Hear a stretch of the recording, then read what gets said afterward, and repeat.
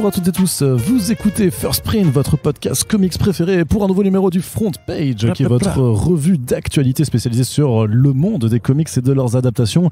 Et aujourd'hui, on enregistre une émission, c'est le retour du printemps, donc on enregistre cette émission au plein air, donc vous allez peut-être entendre des bruits d'oisillons dans le fond et peut-être des discussions de quelques gens à côté, puisqu'on est dans un parc en public et tout ça. Alors non, ce ne sont pas des fans qui sont venus nous écouter, clairement, on les embête, je crois qu'on les embête, ils nous regardent un petit peu de façon... Putain, t'as reconnu la meuf, t'as vu? De quoi? La meuf qui t'a reconnu. Ah oui, ça l'a fait, c'est Arnaud Kikou, ouais, ça. Sympa. Quelle belle imitation, Corentin, ça va? Oui, ça va et toi? Très bien, ça va très bien. Et bah, du coup, on va commencer tout de suite, parce qu'on a pas mal de choses à débriefer, notamment du côté des comics, parce qu'il y a eu pas mal d'annonces avec des titres très excitants, et je mets l'emphase sur le mot excitant. Clairement, je ne vais pas pouvoir me contenir à certains moments, et je m'en excuse d'avance, mais d'abord, Corentin, un petit débrief, tout simplement. Tu étais au FIBD la semaine dernière? Oui. Et tu as kiffé? J'ai hésité, mais ouais, c'était sympa. Qu'est-ce que t'as fait? J'ai fait une interview de Monsieur Boulet et de Monsieur Hassen à propos de leur BD Bolshoi Arena, une BD qu'elle est bien. Et je suis content, j'ai fait rigoler Monsieur Boulet avec une blague sur Anne Hidalgo. Donc je ne suis pas venu à Angoulême pour rien. Après ça, j'ai serré des paluches, j'ai vu des vieux potes, j'ai pris des BD gratos car je suis corrompu. Et puis ensuite, on est passé en Angoulême by night. C'est comme Angoulême by day, sauf que tout le monde est bourré. Et puis voilà. Après, j'ai hésité pour retrouver le chemin de la maison parce que j'étais vraiment très bien. Et ensuite, on est reparti sur ces entrefaites. Et on a fait des news sur des trucs, comme par exemple la victoire de Sylvain Repos. Tout à fait, j'allais venir. Angoulême lycéen pour sa BD Yojimbot, mais dont on vous a déjà parlé, qu'elle est bien, avec un gamin qui voyage, avec des robots de parc d'attractions. Et c'est bien. Très bien. Et ainsi que des victoires pour d'autres artistes attenant à nos sphères à nous. Tout à fait, ouais. Bah justement, c'était là-dessus que je voulais embrayer, tout simplement pour faire un petit mot de cette actualité qui était cool, parce que même si Angoulême 2022 c'était un petit peu particulier pour nous en tant que spécialistes sur le comics, puisque vous le savez très bien, les éditeurs principaux n'étaient pas là, c'est-à-dire que Urban Comics et Panini Comics étaient absents. Alors leurs équipes, certains membres des équipes étaient là, mais l'éditeur en tant que tel n'était pas là. Il y avait aussi des éditeurs qui avaient annoncé de ne pas être là, mais qui étaient quand même là, comme Glénat, qui avait dit non, on vient pas. Mais en fait, ils étaient quand même venus pour faire une artiste allée dans une librairie juste à côté, ce qui était super sympa pour les petits éditeurs qui essayaient aussi de faire des dédicaces et qui n'ont pas trop pu exister, puisque toute l'attention était prise par leurs gros auteurs, puisqu'ils ont quand même ramené des Harley Stone, des Julian Hill et tout ça, qui avaient quand même un peu plus leur place à mon avis dans le monde des bulles, plutôt que dans une librairie qui d'habitude réserve ses dédicaces à des plus petits éditeurs. Mais bon, c'est pas grave, ils ont reçu un prix pour un fauve jeunesse, justement, pour Bergère Guerrière, qui était leur seul titre nommé, alors que justement ils avaient annoncé ne pas venir au festival parce qu'ils étaient déçus de pas avoir assez de nominations. Mais comme quoi, il en suffit d'une pour avoir un prix, donc on espère que ça servira entre guillemets de leçon et qu'ils joueront un petit peu plus le jeu l'an prochain. En tout cas, c'est quand même l'esprit collectif, je trouve, c'est quand même bien de pas oublier ça dans le monde de la bande dessinée, où tout le monde est quand même un petit peu dans le même sac, on va dire, et donc il faut je pense se serrer les coudes pour ce genre de grandes manifestations. Du côté des éditeurs de comics, c'est un peu plus particulier parce qu'il y avait des problématiques plus de catalogue, enfin de titres disponibles, et surtout d'auteurs à faire venir de l'international, que ce soit d'Europe ou des États-Unis, où c'est des problématiques avec un décalage de seulement 2 mois qui sont sûrement plus compliquées à gérer. Puis il y a aussi un petit contexte sanitaire qui fait que par rapport au Covid, on sait par exemple que Derf qui devait venir chez les éditions ça et là a décommandé à la dernière minute parce qu'au final il avait quand même peur de choper ce foutu virus. Donc voilà, par contre ce qui était cool, c'est que malgré ça il y avait quand même des éditeurs qui étaient présents pour faire vivre du comics vraiment, ou de la BD de genre, mais il y avait Kinaï qui était là, il y avait les Comics Initiative qui étaient là, il y avait Delirium aussi, il y avait le label 619 aux éditions Rue de Sèvres, donc tout un petit monde qui a permis de faire pas mal de rencontres. Vous allez de toute façon avoir le résultat sous forme de podcast, Corentin vous l'a déjà teasé. Il y a du Boulet et Hassen sur Bolshoi Arena qu'on avait abordé dans les back issues, qui sera de la partie. On a Asteda et Cheno pour Frank Lee qu'on a aussi abordé dans les back issues. Vous avez déjà eu en ligne, alors on enregistre ce podcast, la petite interview avec Chip Mosher de Comixology Originals. Excuse-moi pour mon accent parfait, Corentin, mais il faut bien avoir un peu de présence dans cette émission. Donc voilà, il y a eu quand même pas mal de choses, mine de rien. Moi, j'ai eu pas mal de travail, effectivement. Ça fait plaisir de revoir plein de gens avec qui on a l'habitude de travailler, et aussi de picoler un petit peu. Il faut le dire que beaucoup de bières ont été bues. Et d'ailleurs, on fait une petite dédicace aussi à titre personnel, et même Corentin les a vus, à pas mal de gens qui nous écoutent et qui sont venus. Ouais. Donc que ce soit Ingé Comics ou la Cave du Mills sur YouTube par exemple, et qui on a pu boire des coups. C'était très sympa de vous voir. Jib et Marc aussi, et Gabriel aussi, qui sont venus à nous serrer la pince. Ça fait vraiment toujours plaisir et je sais qu'il y a des gens qui sont venus mais qui n'ont pas forcément osé, ou peut-être qu'on s'est pas croisé, mais n'hésitez pas quand il y a des festivals à juste venir en DM nous dire en fait on sera là, et puis ça fait toujours plaisir de au moins dire coucou. Et surtout, ce qui est important, c'est que il y a des prix qui ont récompensé des œuvres qu'on a abordées dans les podcasts. Donc il y a le Yojimbo de Sylvain Repos, dont à titre personnel je suis juste ultra content de voir son œuvre primée donc pour le fauve des lycéens, parce que Yojimbo on le suit depuis le début. On a déjà reçu Sylvain 2 fois, donc pour le premier tome et pour le second avec son éditeur Tom Aragon, et pour The Batman. Et pour The Batman aussi, en tant qu'intervenant, effectivement, mais voilà, on va parler de Yojimbo là-dessus. Snapdragon de Kat Lee, qui est sorti aux éditions Kinaï, qu'on avait aussi abordé en Back Issues, dont on avait pensé beaucoup de bien, donc qui a reçu un fauve jeunesse. Donc ça aussi, ça fait super plaisir. Et donc aussi dans le comics de patrimoine, Stuck Rubber Baby de Howard Cruz, qui est sorti donc aux éditions Casterman, qui a également reçu un prix. Donc la BD américaine finalement, et la BD de genre d'inspiration américaine, on va dire, était présente, elle existe, et c'est pour ça que First Print existe aussi. Voilà, c'est pour parler de cette bande dessinée, de cette culture. Donc là, moi je suis waouh, j'ai de l'énergie à revendre parce que la BD c'est trop bien. Et justement, on va pouvoir parler d'annonces de titres américains qui arrivent en France. Il y a des bêtes de trucs qui arrivent. Je suis ultra chaud. Déjà, chez Comics Initiative, il y avait un petit catalogue qui était présenté sur leur stand, et donc ça permet de voir grosso modo le planning de titres qui arrivent a priori pour cette année. En tout cas, dont les campagnes de financement participatif arriveront cette année. Et donc, il y a quand même un titre, celui-là, je vais tout donner, ça va comme pour Ultra Mega, je vais vous saouler avec ça. Ça s'appelle Orphan and the Five Beasts. C'est écrit et dessiné par James Tocco. C'est une mini-série en 4 numéros qui a été publiée chez Dark Horse fin 2020 ou début 2021. En tout cas, non, c'était l'année dernière, en 2021. Et de quoi ça parle, grosso modo? C'est Orphan, enfin, c'est une orpheline, en fait, qui est dépêchée par son maître d'armes d'aller tuer, en fait, 5 anciens disciples qui ont été corrompus, qui sont devenus vraiment des monstres. Et donc, elle va entreprendre un voyage sous forme en fait de boss rush presque, c'est vraiment très à moitié un peu jeu vidéo, un peu shonen aussi, avec des combats complètement démentiels. Donc James Tocco, c'est un artiste qui dans la ligne graphique en fait se situe à la croisée des Steve Cross, des Geoff Darrow, de Frank Whiteley, vraiment des artistes qui ont en fait une patte graphique en fait qui est assez incroyable. Il y avait d'ailleurs un paperback de Casterman qui avait publié Orkstein de mémoire de James Tocco, qui était déjà incroyable graphiquement. Donc voilà, c'est comment dire, c'est vraiment du comics qui régale les rétines. Si vous êtes fan, je suis désolé de le dire, mais si vous êtes fan d'Elden Ring, et si vous avez testé Elden Ring récemment, si, bien sûr que si. C'est plus proche de Street Fighter 2 avec le boss qui ressemble à Zangief. Non, mais attends, quand tu vois la planche du premier adversaire sur son cheval qui l'explose avec ses cuisses, tellement il le sent trop Zangief, fort. frère. C'est complètement. Alors, checkez Orphan, checkez Zangief et dites-moi si c'est plus proche de Street Fighter 2 que de Elden Ring. Et checkez aussi Radan dans Elden Ring, vous verrez que clairement il y a eu des inspirations croisées. Mais tout ça pour dire que donc c'est hyper dynamique, c'est très sanglant, c'est très généreux sur les planches, et donc ça arrivera chez Comics Initiative. Je suis presque surpris de pas voir qu'une plus grosse structure d'édition se soit penchée sur James Tocco, qui a aussi été publié chez Vestron d'ailleurs sur du Aliens. Je sais plus si c'est Aliens Dead Orbit, je crois, le titre, mais voilà, c'est aussi très fort. Donc lisez du James Tocco tout simplement, puis on vous en reparlera quand ça arrive, mais vous pouvez déjà noter ce titre sur les trucs à acheter en 2022 absolument, et quand ça sortira, je vous jure que vous ne serez absolument pas déçu. C'est impossible d'être déçu devant ce titre. Si vous aimez aussi Berserk, si vous aimez les mangas un peu vénères dans le féodal japonais, ou si vous aimez George Bess et Moebius, c'est un peu une sorte de grand melting pot, très énervé, très furieux, très orangé aussi, très bastonneur. C'est bien. Voilà, c'est trop bien. Et chez Comics Initiative également, il y aura Colder de Paul Tobin et Juan Ferreira. Ça fait parmi des premiers travaux dans l'horrifique de cet artiste argentin. Donc un artiste dont on vous conseille les travaux depuis pas mal de temps, qui d'ailleurs avait qui nous avait fait l'honneur de venir dans un Super Friends en 2018 ou 2019, et qui nous avait fait la surprise de savoir parler français en fait de façon très très fluente. Donc c'est à retrouver, c'est les anciens Super Friends quand ils étaient hébergés sur comicsblog.fr. Donc c'était une chouette discussion avec cet artiste pour savoir un peu comment ça fonctionne dans l'industrie. Et donc Colder, grosso modo, c'est vraiment un titre d'horreur qui fait vraiment la part très très belle au sens du design, surtout des monstres de Juan Ferreira. Donc on y reviendra plus en détail quand la campagne sera annoncée, histoire de bien vous débriefer le titre. Mais pareil, j'avais juste envie de le placer parce que même si c'est encore lointain, c'est un titre à noter sur votre comment on dit, c'est pas une pile à lire du coup, mais c'est la liste à surveiller, hein, la checklist, voilà, grosso modo, la pull list, voilà, donc à surveiller, et on en reparle très très très bientôt. Autre grosse nouvelle qui fait plaisir, hein, Corentin, c'est l'arrivée du titre. Ça fait plaisir. Là, mais je sais, en fait, voilà, Corentin, par contre, tu ne vas pas commenter dès qu'on entend des gens rire, parce que je ne sais pas si on les entend moi-même par rapport au niveau, et donc voilà, on va faire comme si les gens n'existaient pas, et poursuivre, d'accord ? Ouais. Très bien.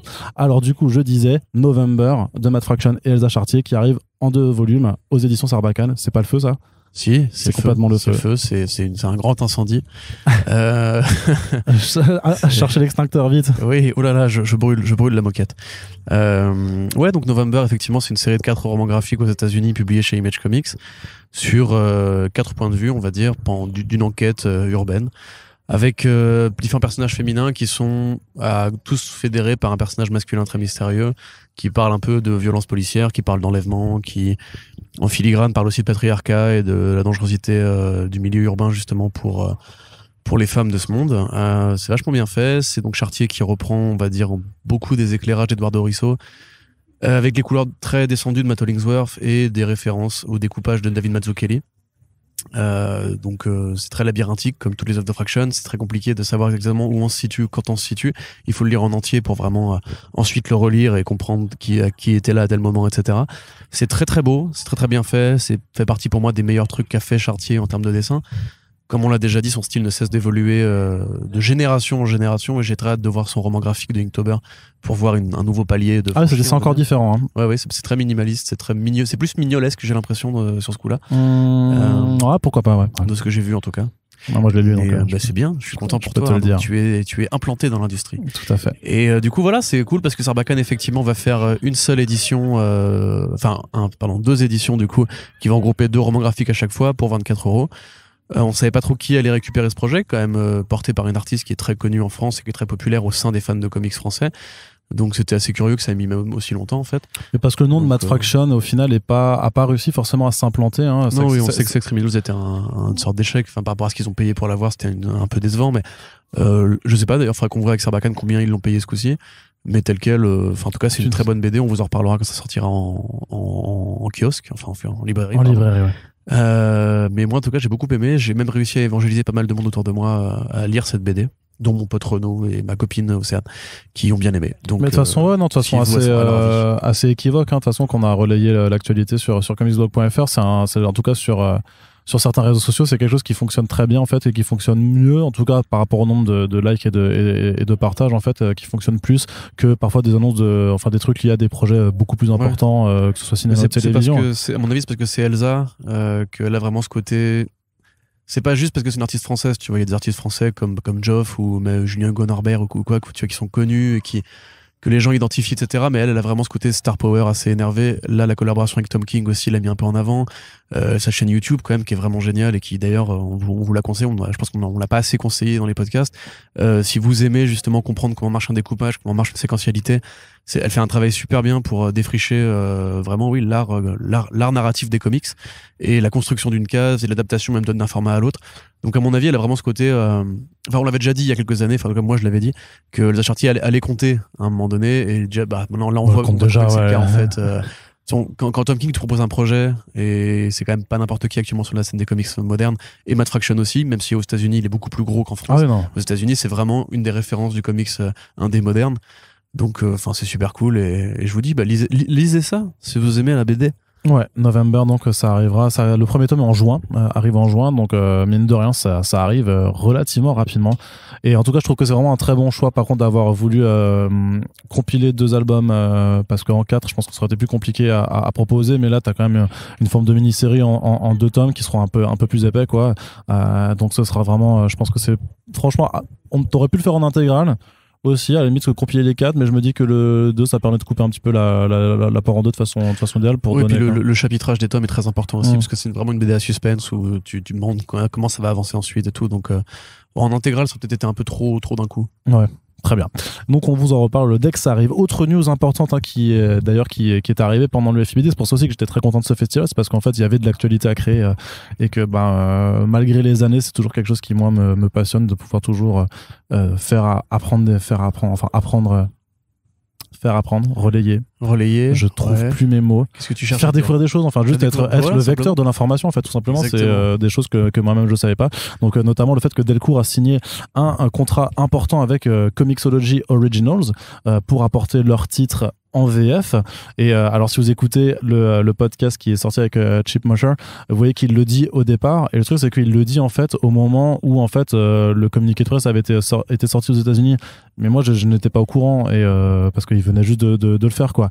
Et du coup quand il le dit dans le podcast, je fais oh putain c'est une news exclusive et tout, et il se fout de ma gueule, qui fait ouais c'est une news exclusive de Publisher Weekly machin truc, et voilà c'était rigolo parce que du coup moi j'étais super excité, j'étais presque en mode vas-y attends coupe l'interview s'il te plaît, je fais juste une news et puis après on s'en reparle.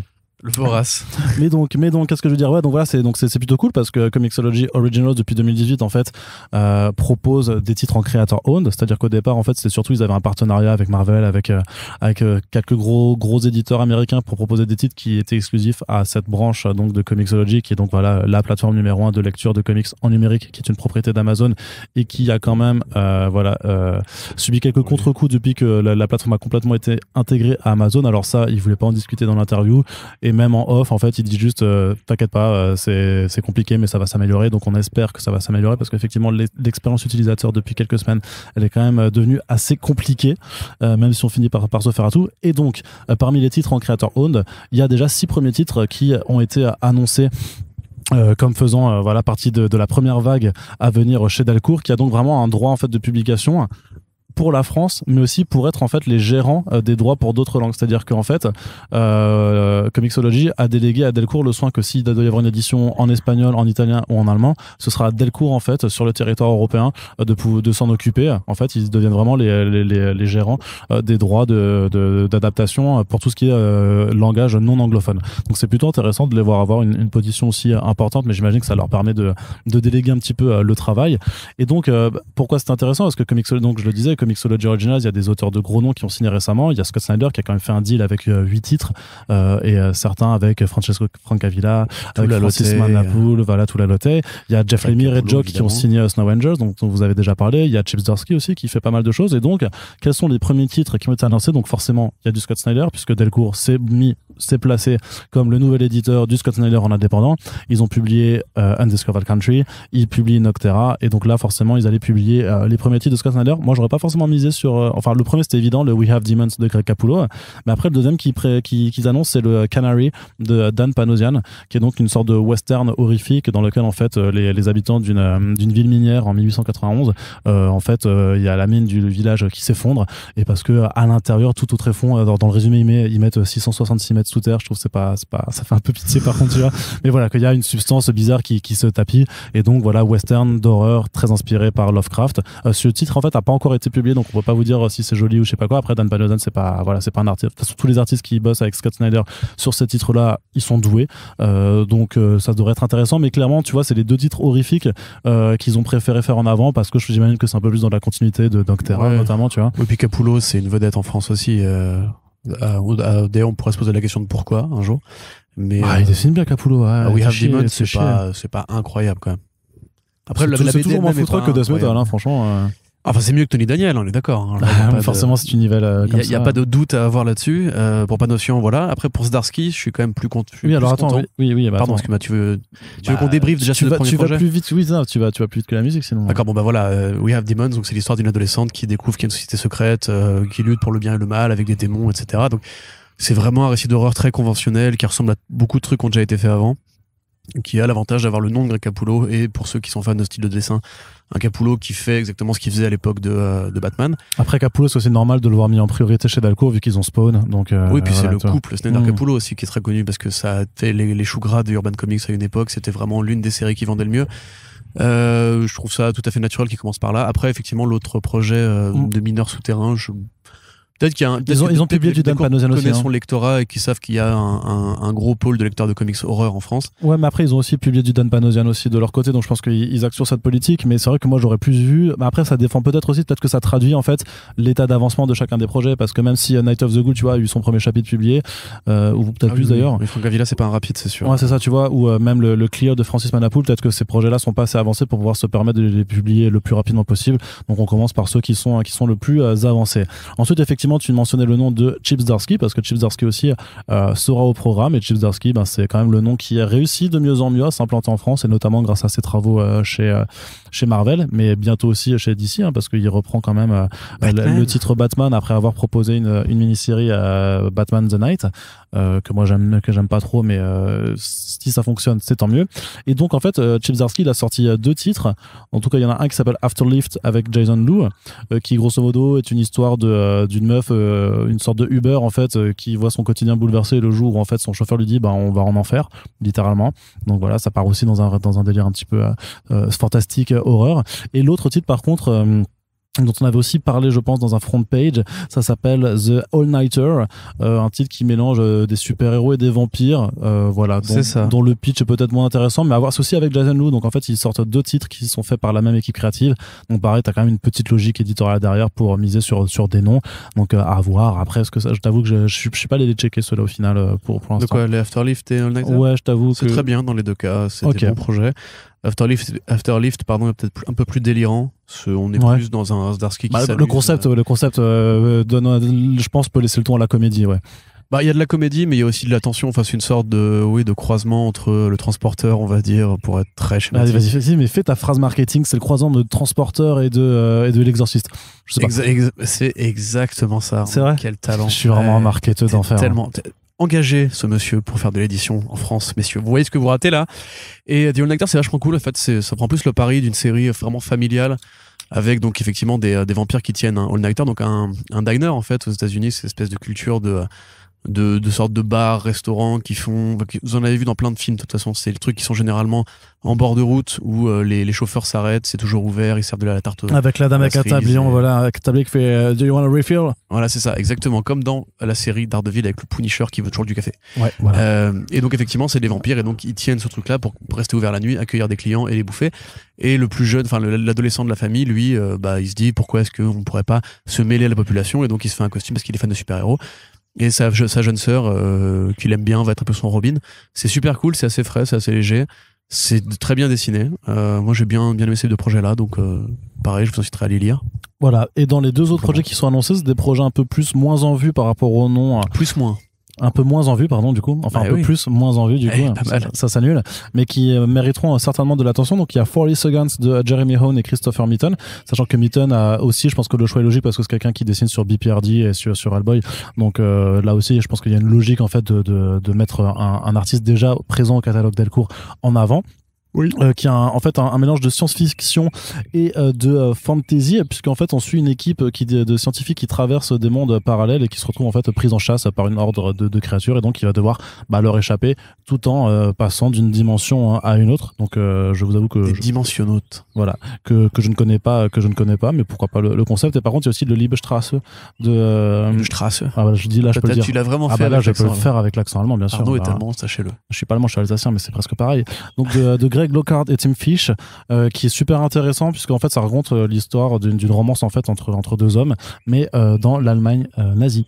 Plus ou moins, en fait, ça raconte l'histoire d'une romance qui a lieu au moment où l'Allemagne nazie prend son ascension. L'un des 2 membres de cette romance arrive à fuir aux États-Unis, et puis quelques décennies plus tard, une fois que le conflit a été réglé de la manière qu'on connaît, il revient sur les traces de son amour perdu et il essaie de retrouver sa piste, de savoir ce qui lui est arrivé, est-ce qu'il a été massacré pendant les pogroms, est-ce qu'il a été envoyé en camp, etc. Donc ça évoque ça évoque une partie très connue des exactions commises par le Troisième Reich, c'est-à-dire aussi le massacre des homosexuels. Un truc dont on parle finalement un peu moins parce que je pense que c'est peut-être justement un peu occulté par d'autres formes de haine perpétrées à l'époque. C'est super cool. Il me semble que ça avait été sélectionné pour les GLAAD Awards. Ça a même gagné. C'est un gagnant en fait, un GLAAD Award. Ouais, c'est une très bonne BD aussi. J'avoue que moi personnellement, je suis pas très BD historique ou dans ce genre-là, mais ça fait partie de ces titres un petit peu comme on avait parlé récemment avec la censure de Maus. Faut se rappeler aussi que les nazis c'est les méchants en fait, pour ceux qui en douteraient ou qui seraient sympathisants, je ne sais pas. Corentin, tu vas pas recommencer avec tes leçons de morale condescendantes. Effectivement, le maréchal Pétain a sauvé des juifs. Arrête de dire que les nazis sont des méchants quand même, c'est insupportable. On n'est pas là pour entendre de la politique. Quelque part, Hazanavicius avait carrément raison à l'époque de son film au 107.1. Donc, tout ça pour dire que c'est bien et il faut peut-être lire ça si ça vous intéresse. Voilà, donc ce sont des titres qui arrivent très certainement à partir de la seconde moitié de l'année. Pas tous. Pas forcément, mais on espère en tout cas que ça arrive assez vite. En tout cas, moi je suis plutôt impatient de voir parce que le truc c'est que Comixology Originals annonce aussi d'autres titres et j'imagine qu'à terme peut-être que Delcourt va se dire aussi que par exemple le Snow Angels de Jeff Lemire et Jock va arriver parce que c'est quand même Jeff Lemire et Jock, donc je pense que ça se vend bien en France. Ouais, alors c'est pas non plus leur meilleure BD. Non, c'est pas leur meilleure BD, mais tu vois, Jeff Lemire et Jock en France ça vend. Contrairement Brian Azzarello et Dardoris. Voilà, contrairement à Spaceman. Contrairement à Spaceman. Ah, c'est rigolo ça. Ça en plus jamais fait cette blague. Jamais faite, non. Je crois qu'on va noter le moment où tu l'as fait la première fois. Parce que c'est et après le nombre de répétitions, ouais, c'est ça. Exactement. Le gag de répétition d'Arnaud, il en est très fier. Tout à fait. Et du coup, on continue du côté de Delcourt. Sinon, si vous voulez éditer Spaceman, toujours pas, ouais. On peut discuter, hein. Toujours pas. Du coup, je disais juste que du côté de Delcourt, 2 autres titres qui ont été annoncés. Donc, d'une part, la série Radiant Black de Kyle Higgins. Alors Corentin il souffle comme ça, il fait là, je comprends pas en fait parce que c'est un titre sympathique Radiant Black, mais il a une telle expansion depuis 1 an avec des 6 spin-offs là déjà. Non, ouais, mais c'est des one shot parfois, si, c'est pas que des mini-séries à chaque fois, c'est il a eu des one shot de numéro DC Universe Rebirth avec une sorte de crossover entre des personnages qui sont déjà au sein de la même série, enfin c'est très bizarre. Donc oui, pour ceux qui ne voient pas, Radiant Black qui donc sort un petit peu des frustrations de Kyle Higgins sur la série Power Rangers, puisque c'est une série de Super Sentai à la japonaise, mais faite aux États-Unis avec un imaginaire américain, les moyens américains, donc une équipe de Power Rangers, on va dire, de tokusatsu, donc des guerriers en casque avec un juste au corps, liés à une sorte d'énergie cosmique très compliquée. Selon les numéros, on va dire que c'est vraiment soit du slice of life, un peu macabre, un peu morbide, ce qui est vraiment une des thématiques très adultes qui sont mises dedans. Et en même temps, une envie d'en faire vraiment un univers de super-héros partagé avec tout un tas de projets dérivés, effectivement. Donc ça arrive en France, je pense que ça participe aussi de l'espèce de hype qui est autour de ce projet, qui effectivement aux États-Unis est quand même assez suivi. Ouais. Alors moi j'avoue que je comprends pas trop, mais c'est vrai que les États-Unis, comme nous, ont été élevés par les mêmes générations de séries japonaises, on va dire, et d'avoir un produit qui leur ressemble et qui est fait avec des thématiques plus adultes, encore une fois, ça doit en parler, quoi. Enfin, je pense que c'est un peu comme toi avec Ultra Mega, c'est ce côté, on aime bien les trucs un peu régressifs quand c'est fait par des adultes pour des adultes, quoi. Après Ultra Mega, surtout que c'est tellement beau et tellement et violent et surtout ça va tellement loin en fait dans ce que ça propose. C'est-à-dire que si c'est juste de la baston, je dirais ok c'est cool, c'est beau de ça, mais le truc ça va beaucoup plus loin que juste de la baston. Non mais c'est un peu le même délire. Tu vois ce que je veux dire, c'est aussi le côté, c'est quand même du Super Sentai avec des kaiju. Ouais. Au départ. Avant ce qui se passe ensuite. Un petit peu plus loin quand même, mais pourquoi pas, ne soyons pas d'accord et tout ça, mais ce n'est pas grave. Non, mais c'est du Super Sentai. C'est Omega, c'est du Super Sentai. Le mec qui se transforme, c'est un Power Rangers aussi. Ouais, d'accord, ça marche. T'as le droit de pas aimer les Power Rangers, Arnaud. C'est vrai. Bah, tu sais ce que j'en pense de le Megazord. Tu sais ce que je pense. C'est ce qui est nul. Ouais. Allez, Corentin, on continue. Je disais donc la deuxième annonce de Delcourt aussi. C'est un projet plutôt intéressant aussi de mon côté. Bah, justement, c'est un projet qui est écrit par Chip Mosher. D'ailleurs, on en parle dans le podcast où je lui dis, mais du coup, t'es boss de Comixology Originals et tu écris en même temps les petits conflits d'intérêts là. Et avec ce avec lequel il était tout à fait d'accord, qu'il essaie de séparer les choses au maximum. Donc, ça s'appelle Blacking Out. C'est dessiné par Peter Krause qui a fait Irredeemable avec Mark Waid, Irrécupérable. Donc là aussi, logique d'auteur, tout ça. Et donc de quoi ça parle en fait d'un ex-flic qui s'appelle Conrad qui en fait est alcoolique et cherche un peu la rédemption justement par rapport à ses travers en résolvant des meurtres. Et il s'intéresse en fait au meurtre de Karen Littleton dont le corps est retrouvé au cœur d'un incendie de plusieurs hectares et c'est un crucifix qui est retrouvé sur place qui commence à le mettre sur une piste dans une enquête qui forcément va l'entraîner dans de sombres recoins. Ce qui est intéressant sur ce projet en fait c'est que c'est en fait Chip Mosher, donc ça fait plus de 10 ans qu'il vient au FIBD à Angoulême et à chaque fois ce qu'il racontait c'est que il voit les albums cartonnés de nous le 48cc 48 pages couleur qui est le standard de publication et en fait il kiffe ce format, il trouve ça trop cool avec la taille des planches et tout ça, ce que ça permet en termes de narration. Et en fait il avait toujours eu du coup il avait vraiment une envie de faire son propre album de franco-belge. D'ailleurs vous l'entendez dans le podcast aussi, il dit la BD, il dit bande dessinée et voilà, donc c'est un projet qu'il a mené sur Kickstarter qui a récolté pas mal, enfin qui a $45 000, un truc comme ça, il a réussi à le faire financer. Donc c'est dans un format grand format, alors c'est pas 48 pages, c'est un peu plus, c'est 64 du coup, histoire qu'il puisse quand même raconter toute son histoire. Mais par contre voilà, c'est une autre forme de narration, c'est vraiment fait par des Américains mais pensé comme dans un format franco-belge européen et forcément, retour à l'envoyeur, ça arrivera donc en France. Je crois que c'est au mois de mai ou de juin prochain également. Donc forcément, on sera là pour en parler. Ce qui est rigolo, c'est que la couverture, en fait, alors la couverture est faite par un artiste pour c'est une forme de variante, mais en fait le personnage de Conrad ressemble à mort à Keanu Reeves, alors qu'en fait dans la BD beaucoup beaucoup moins. Et je me demande s'il n'y a pas aussi une forme de peut-être de choix de couverture avec Berserker, vu que ça arrive aussi dans le même instant, histoire de juste de faire un petit appel graphique. Je sais pas du tout si c'est intentionnel ou pas, ça m'a fait un petit peu marrer de voir ça. Donc voilà, ça c'était toutes les annonces VF qui nous sont parvenues, tout en fait du côté pendant le FIBD. Donc ça c'était vraiment vraiment cool. C'est que des titres en fait à mettre à noter quelque part dans votre cerveau ou sur une liste à côté de votre liste de courses, et voilà, on en reparlera de toute façon quand les sorties seront plus proches, avec les back issues notamment, et sûrement quelques super friends à droite à gauche qui pourront se glisser ça et là, et donc voilà, on est content, il y a de la BD frère qui sort, c'est trop cool. La BD j'aime bien, et en plus en mai juin il y aura aussi les nouveaux albums du label 619 normalement, et il va y avoir des trucs de ouf aussi, putain, je suis impatient. Bref, Corentin, on va passer du côté de la VO avec d'autres projets pas mal intéressants également. Ça va être le mot de ce podcast, intéressant. Alors d'abord, on va commencer par un truc peut-être moins bandant, je ne sais pas, mais Dynamite qui continue d'explorer en fait les versions du multivers de ses héroïnes, avec, j'allais dire ses héroïnes peu vêtues, mais oui, c'est bien le cas, avec avec Vampirella qui a droit à un one shot The Vamp, et Red Sonja par contre qui a droit à cette déclinaison Samurai Sonja en série, c'est ça, en mini-série. C'est ça, et bon, tout ça en fait participe d'une sorte d'exploration de différents possibles chez Dynamite, avec le Vampironica-verse, enfin le Vampirella-verse, le Vampiverse et le Sonjaverse, effectivement. Donc un projet qui a mobilisé d'ailleurs Jay Lee pour les couvertures, et c'est tout. Mais bon, en résumé, Dynamite est un peu en perte de vitesse. Enfin, non, ça n'a jamais été de toute façon une fusée, hein. Ça a toujours été un éditeur qui faisait son beurre. Qu'est-ce qu'il y a? Ils sont pas en perte de vitesse, par contre c'est des copieurs de ouf, c'est tout. Mais ils sont en perte de vitesse, ils ont vraiment de moins en moins. Il y a une époque c'était The Boys, tu vois, Dynamite, ils avaient des grands auteurs comme Garcenis qui a pas mal bossé avec eux à l'intérieur. Là effectivement ils font en fait du DC Marvel, c'est-à-dire qu'ils font beaucoup de franchises, d'ailleurs ils font beaucoup de crossovers, comme Dark Horse à une époque avec d'autres produits. T'avais là Vampironica, enfin Vampirella et Red Sonja avec Archie et avec Betty et Veronica par exemple. T'as beaucoup de personnages qui ont disparu et qu'on aimerait bien revoir, comme le Shadow par exemple. Et t'as un peu de mal, on va dire, tu vois, pareil, il y a une époque, ils avaient Mark Waid pour faire Green Hornet, ils avaient quand même des produits assez ambitieux. Là, c'est un peu moins le cas, je trouve. Ils font du Dynamite, c'est-à-dire ils vont copier ce que fait DC Marvel, et en prenant des personnages à licence très connus, et qui parlent à un public qui a un certain âge et des certains goûts. C'est quand même les champions. C'est qu'on dit beaucoup de mal de Zenescope, mais au niveau de vente du soft porn à des vieux pervers de 45 ans, Dynamite, ils ont aussi leurs petites habitudes, voilà. Donc là, en l'occurrence, Red Sonja, heureusement, c'est un personnage qui est quand même assez bien traité en interne. On a eu du Mark Russell, par exemple, qui était plutôt pas mal.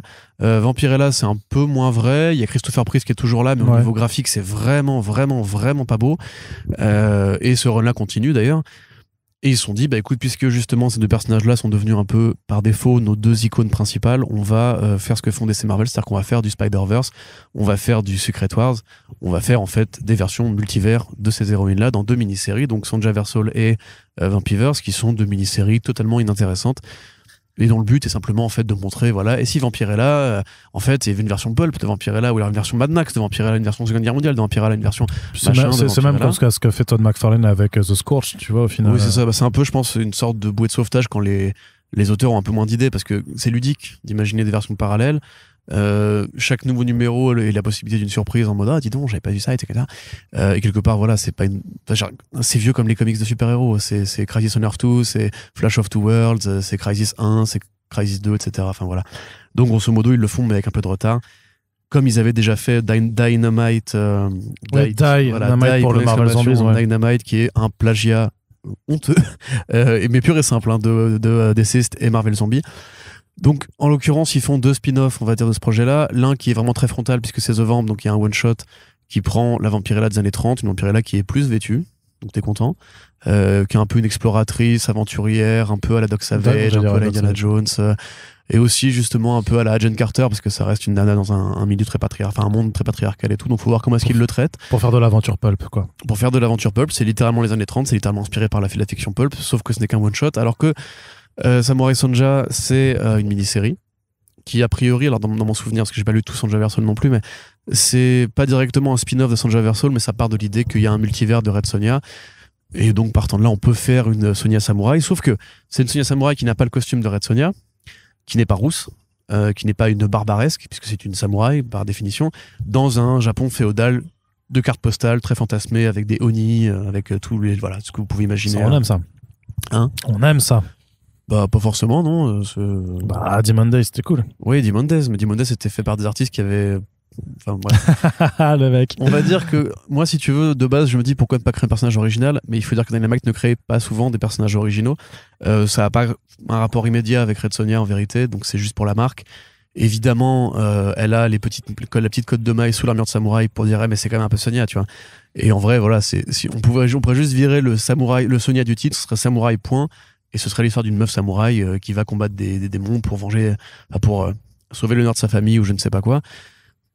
Oui, très bien, super. Moi, j'avoue que c'est un petit peu comme les séries ninja dans les années 80. Les samouraïs, on en a eu à toutes les sauces. Il y a plein de versions de samouraïs de différents personnages. Et notamment la sauce samouraï, du coup. Mais même là, récemment, je veux dire, le Punisher est devenu un samouraï, avec le truc de Jason Aaron. Non, je vais pas réagir à ta blague pourrie. Elle était à chier. Non, mais gros, elle était vraiment à chier, là. Mais non, mais elle était incroyable. Je pense vraiment qu'il y a des gens qui ont fait Spalmer. Hein. Mais non. C'était en mode comme ça. Tu vois le bruit que je viens de faire là? Mais... je refais. Voilà. Les gens étaient comme ça. Donc, la sauce samouraï, Arnaud, très bien.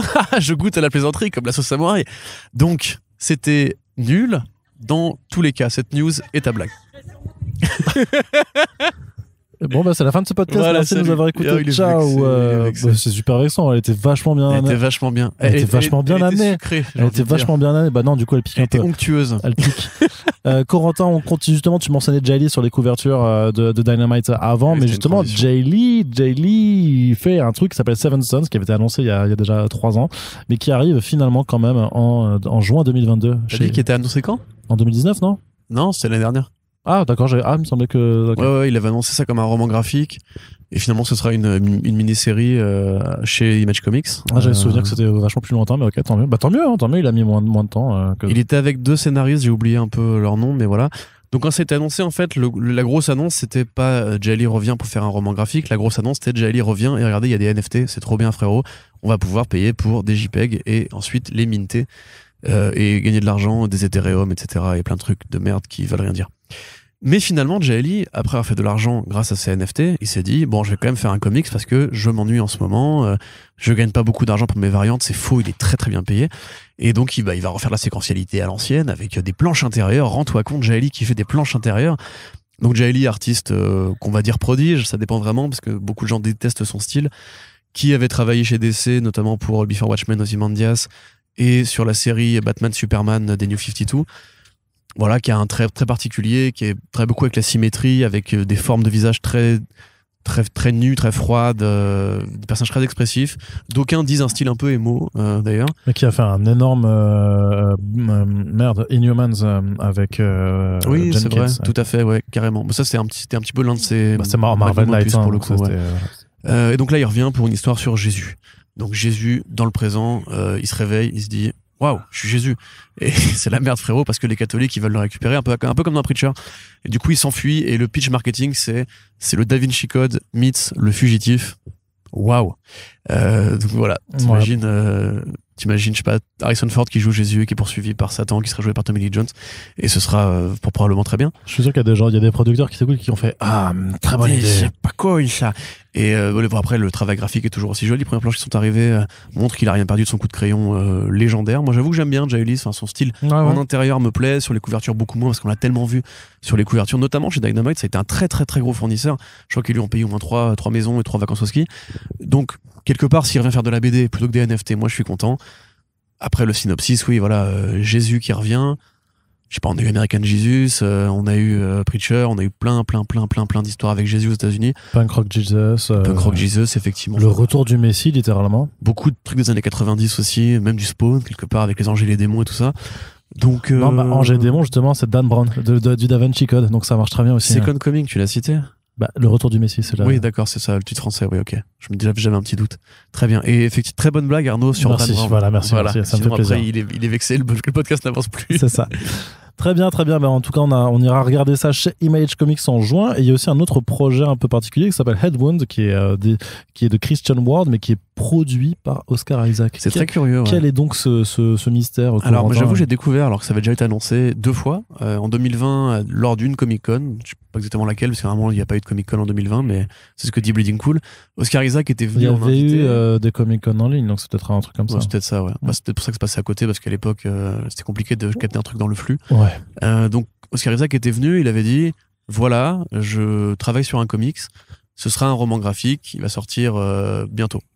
Bon, l'année suivante, il revient, il fait voilà, je travaille sur un comics, ça va sortir bientôt. Et l'année suivante, il revient, et là, il dit ça sortira là maintenant. Et donc, c'est Brian Buccellato, donc pareil, encore un scénariste des New 52 qui avait fait notamment du Flash avec son pote Francis Manapoul. Et Detective Comics aussi. Dessinateur. Il a fait aussi du Injustice d'ailleurs, dans les saisons après Top Ouais, Taylor. mais du coup, ce Flash avec Manapoul, c'était bien. Son Detective Comics avec Manapoul, c'était super bien. Par contre, son Injustice, c'était nul. Bah, peut-être que c'était parce que Manapoul, en fait. Non, c'est juste que c'était. Non, c'est juste que c'est Tom Taylor qui fait Injustice, c'est tout, quoi. Oui, je sais pas. Mais enfin, après, mais je te crois. Ouais, je te le dis. Je te le dis. Pour une fois que je les ai lus. C'est vrai. Moi aussi, j'ai lu 2 numéros de ce truc-là. Mais Buccellato, en fait, c'est pas un mec qui est très présent parce que c'est pas un scénariste de génie, un scénariste ultra talentueux non plus. Par contre, c'est un nom important, on va dire, et c'est cool de l'avoir pour un projet de commande comme ça. Et c'est Christian Ward de dessin, donc ça, c'est quand même plutôt grand. T'es pas du tout au courant qu'on aurait un roman graphique comme ça inédit de Christian Ward dans l'année, alors qu'il vient justement de terminer, d'annoncer son travail sur Aquaman pour l'année prochaine, je crois. Non, c'est pour cette année déjà. 2 Christian Ward en roman graphique cette année, c'est super. Enfin, en production. En intérieur, voilà, on va dire. Donc c'est quand même une plutôt bonne nouvelle. Pour résumer l'impact d'Oscar Isaac par rapport à ce projet, c'est très particulier parce qu'en fait, lui-même n'a pas forcément d'implication créative. C'est-à-dire que c'est 2 potes, dont un producteur, qui vont raconter l'histoire d'un flic, un mauvais flic, un ripou, qui se prend une balle dans la tête et qui ne meurt pas de sa blessure, mais cette blessure lui réveille des pouvoirs de vision. Il voit des anges et des démons, encore une fois, qui se tabassent pour prendre le contrôle de la Terre, et lui, il a la possibilité d'intervenir puisque cette capacité fait qu'il peut interagir avec eux. Donc voilà, pareil, encore une fois, un synopsis qui fait très années 90, très déjà vu. Et donc sur la couverture, vous avez le flocage Oscar Isaac présente.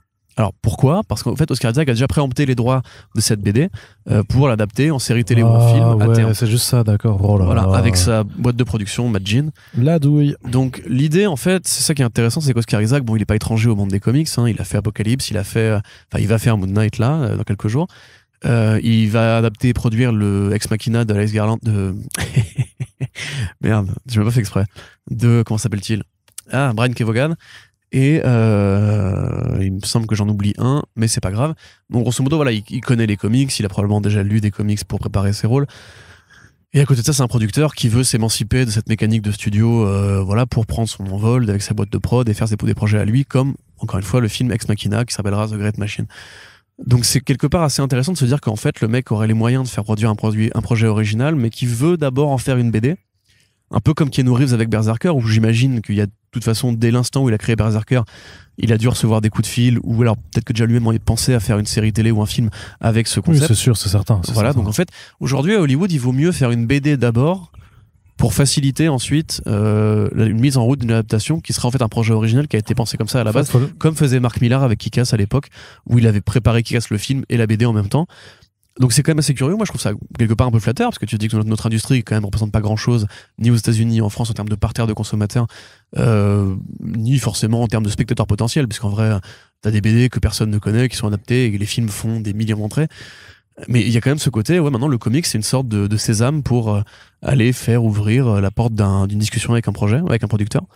Donc c'est chouette quelque part. Par contre, effectivement, le lien avec Oscar Isaac là-dedans, c'est vraiment un lien de promoteur qui n'a pas un rapport direct avec Oscar Isaac se met à l'écriture de comics ou Oscar Isaac se met au dessin de comics, même si je pense qu'il en est tout à fait capable parce que c'est un homme incroyable. Donc voilà, c'est chouette pour Oscar Isaac, c'est chouette pour nous fans de BD parce qu'on aura un nouveau Christian Ward inédit. Donc en fait c'est plutôt dans l'ensemble, même si ça reste un échange de gros sous et de studio machin, etc. Oui, ça reste une bonne nouvelle pour plein de raisons. Et donc ça arrive chez Legendary Comics. Pareil, une boîte qui est en perte de vitesse. Non, justement, un album par an. Mais ils produisent de ouf quand même, donc c'est pour ça. Legendary Comics. Oui. Ils produisent quoi ?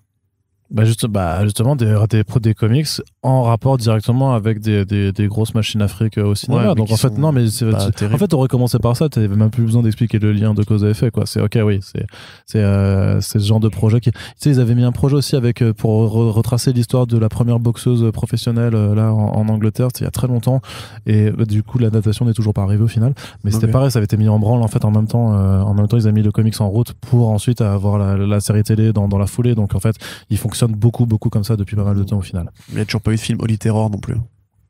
Ouais, mais ça, on s'en... Parce que c'était chez eux que c'était arrivé. Ouais, mais personne n'en voulait. Oui, mais il y a aussi ce côté un petit peu près de poubelle, quoi. Enfin, c'est les mecs qui prennent du moment. Bah, ça dépend. Pour le coup, ça dépend. Je trouve franchement, ça, c'est au cas par cas. Après, oui, dans la majorité, c'est pas exceptionnel.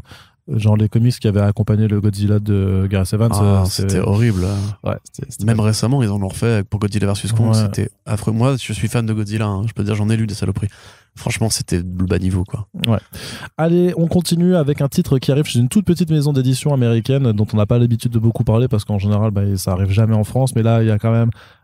c'est un cas qui justifie littéralement qu'on en parle. Ça s'appelle Agent of World et non pas Wordle, hein, parce que voilà, c'est facile de confondre et tout ça, mais on n'est pas là sur un jeu où il faut deviner des mots de façon quotidienne, façon motus. Mais ça s'appelle donc Agent of World. C'est écrit par Dennis Camp et c'est dessiné par un bonhomme qui s'appelle Filia Bratukin, qui est un dessinateur russe. Et honnêtement, donc c'est un titre de SF Footrack, hein, c'est une mini-série en 4 numéros dans laquelle en fait voilà un agent du World en fait donc ça doit être World Organization qui je sais pas ce que veut dire l'acronyme, mais grosso modo c'est un organisme de défense en fait de la Terre contre tout ce qui est alien et tout ça, robots machin, qui en fait découvre que pitch classique, que l'organisation pour laquelle il travaille n'est peut-être pas toute blanche et qui donc va se retrouver prise en chasse par tous ses anciens collègues, mais aussi par tout un tas d'autres menaces robotiques, voilà, complètement délurées. Ça a l'air très très très délirant. C'est clairement dans la veine de Hardboiled, c'est comme ça que les auteurs le décrivent. Et en fait, on vous invite vraiment à taper World sur comicsblog.fr pour aller jeter un œil aux planches de Filia Bratukin, puisque c'est littéralement une sorte de clone entre Frank Whiteley, Geoff Darrow, Steve Skroce, Juan Roseri aussi un petit peu, quoi. 4 fois la même personne, quand même. Ouais, non, mais 4 fois Geoff Darrow, ce que tu viens de dire. Ouais, non, mais voilà, voilà, non, mais vous voyez très bien le style graphique, mais il y a vraiment un sens non, mais clairement, du détail et franchement, si t'as lu Hardboiled, là, tu te dis non, mais il y a ouais, c'est ça, il a dessiné avec un calque, quoi. En fait, c'est Hardboiled 2 après, mais en fait, ça a l'air trop bien. Enfin voilà, c'est le dessin est ultra détaillé. En plus, Filian est en train de percer vraiment chez le mainstream aussi, puisqu'il commence à faire des couvertures variantes chez DC. Notamment, il a fait une couverture de Deathstroke qui est incroyable. En fait, tu vois Deathstroke face à Black Canary en train de, en fait, il essaye de choisir une arme sur son établi, sauf que son établi il fait toute la hauteur de la planche et du coup il dessine plein de petites armes, de poings, des armes à feu de toutes les tailles en fait sur toute la page, et c'est oufissime vraiment. Il a vraiment un trait hyper détaillé, et puis voilà, les compositions des planches, voilà, c'est du Geoff Darrow, c'est du Frank Whiteley. Vu que c'est pas encore lettré, je sais pas s'ils vont rajouter des choses, mais il y a vraiment une séquence de crash de bagnole où c'est silencieux en fait, et du coup c'est vraiment Jupiter's Legacy dans l'esprit. Donc voilà, ça a l'air juste beaucoup trop bien. Ce serait bien de faire un podcast sur l'influence de Geoff Darrow et Geoff Darrow en général et sa carrière. Ce serait bien de faire un podcast. C'est pas mal de faire ça. Moi, je pense que c'est une idée. Je jette ça en l'air.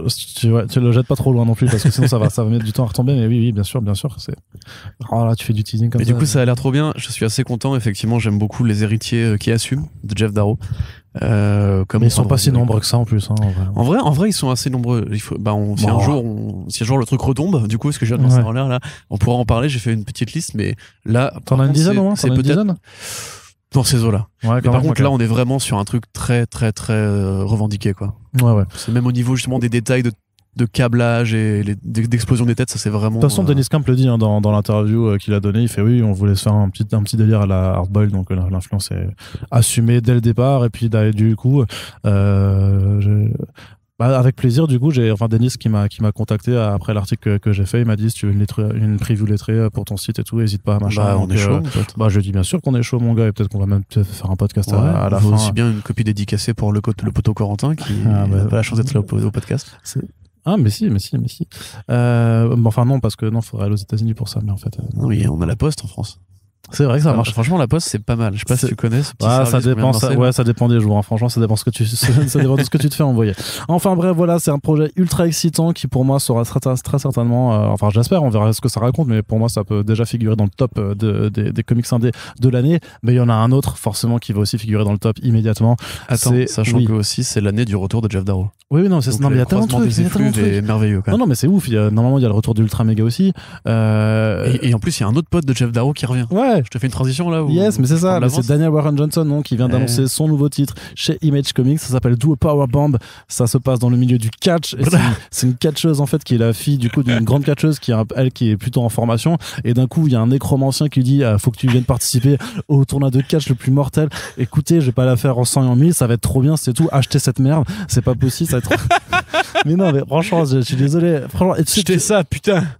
Non, mais en vrai, je te dis, j'ai vu le truc popper sur les réseaux, machin, avec la couverture, les premières planches qui apparaissent. Je te jure, j'étais excité en rédigeant le papier. T'as fait un tweet avant de faire l'article, ce qui est généralement. Ouais, en plus, ce qui est citation charme. Ouais, c'est ça. Ça, c'est vraiment quand je suis vraiment trop saucé.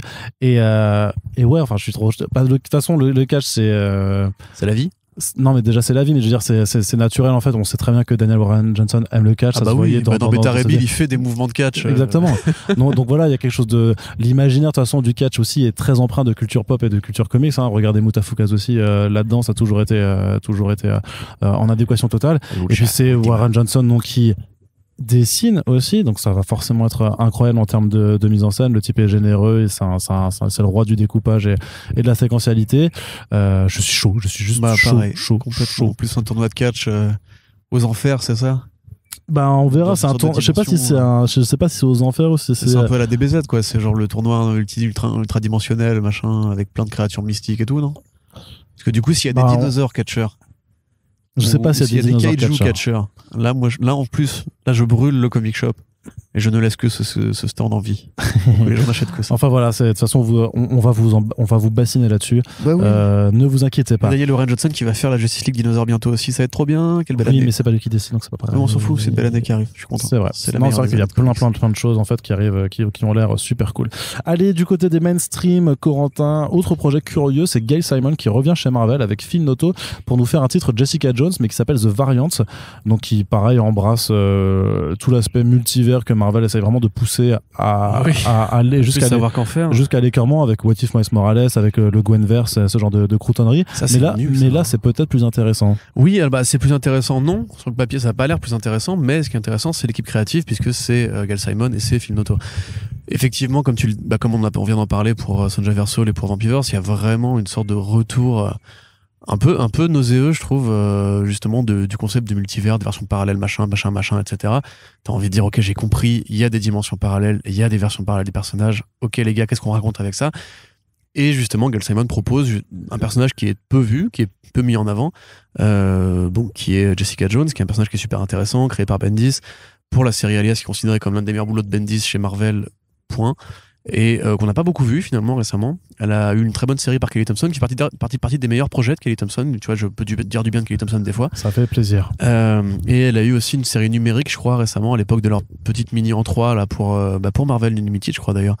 Tu sais, il y avait Luke Cage, il y avait elle, il y avait un Iron Fist aussi. C'était Heart of the Dragon de l'Ariama. Bref, mais je me demande si c'était pas Comixology Original. C'est possible.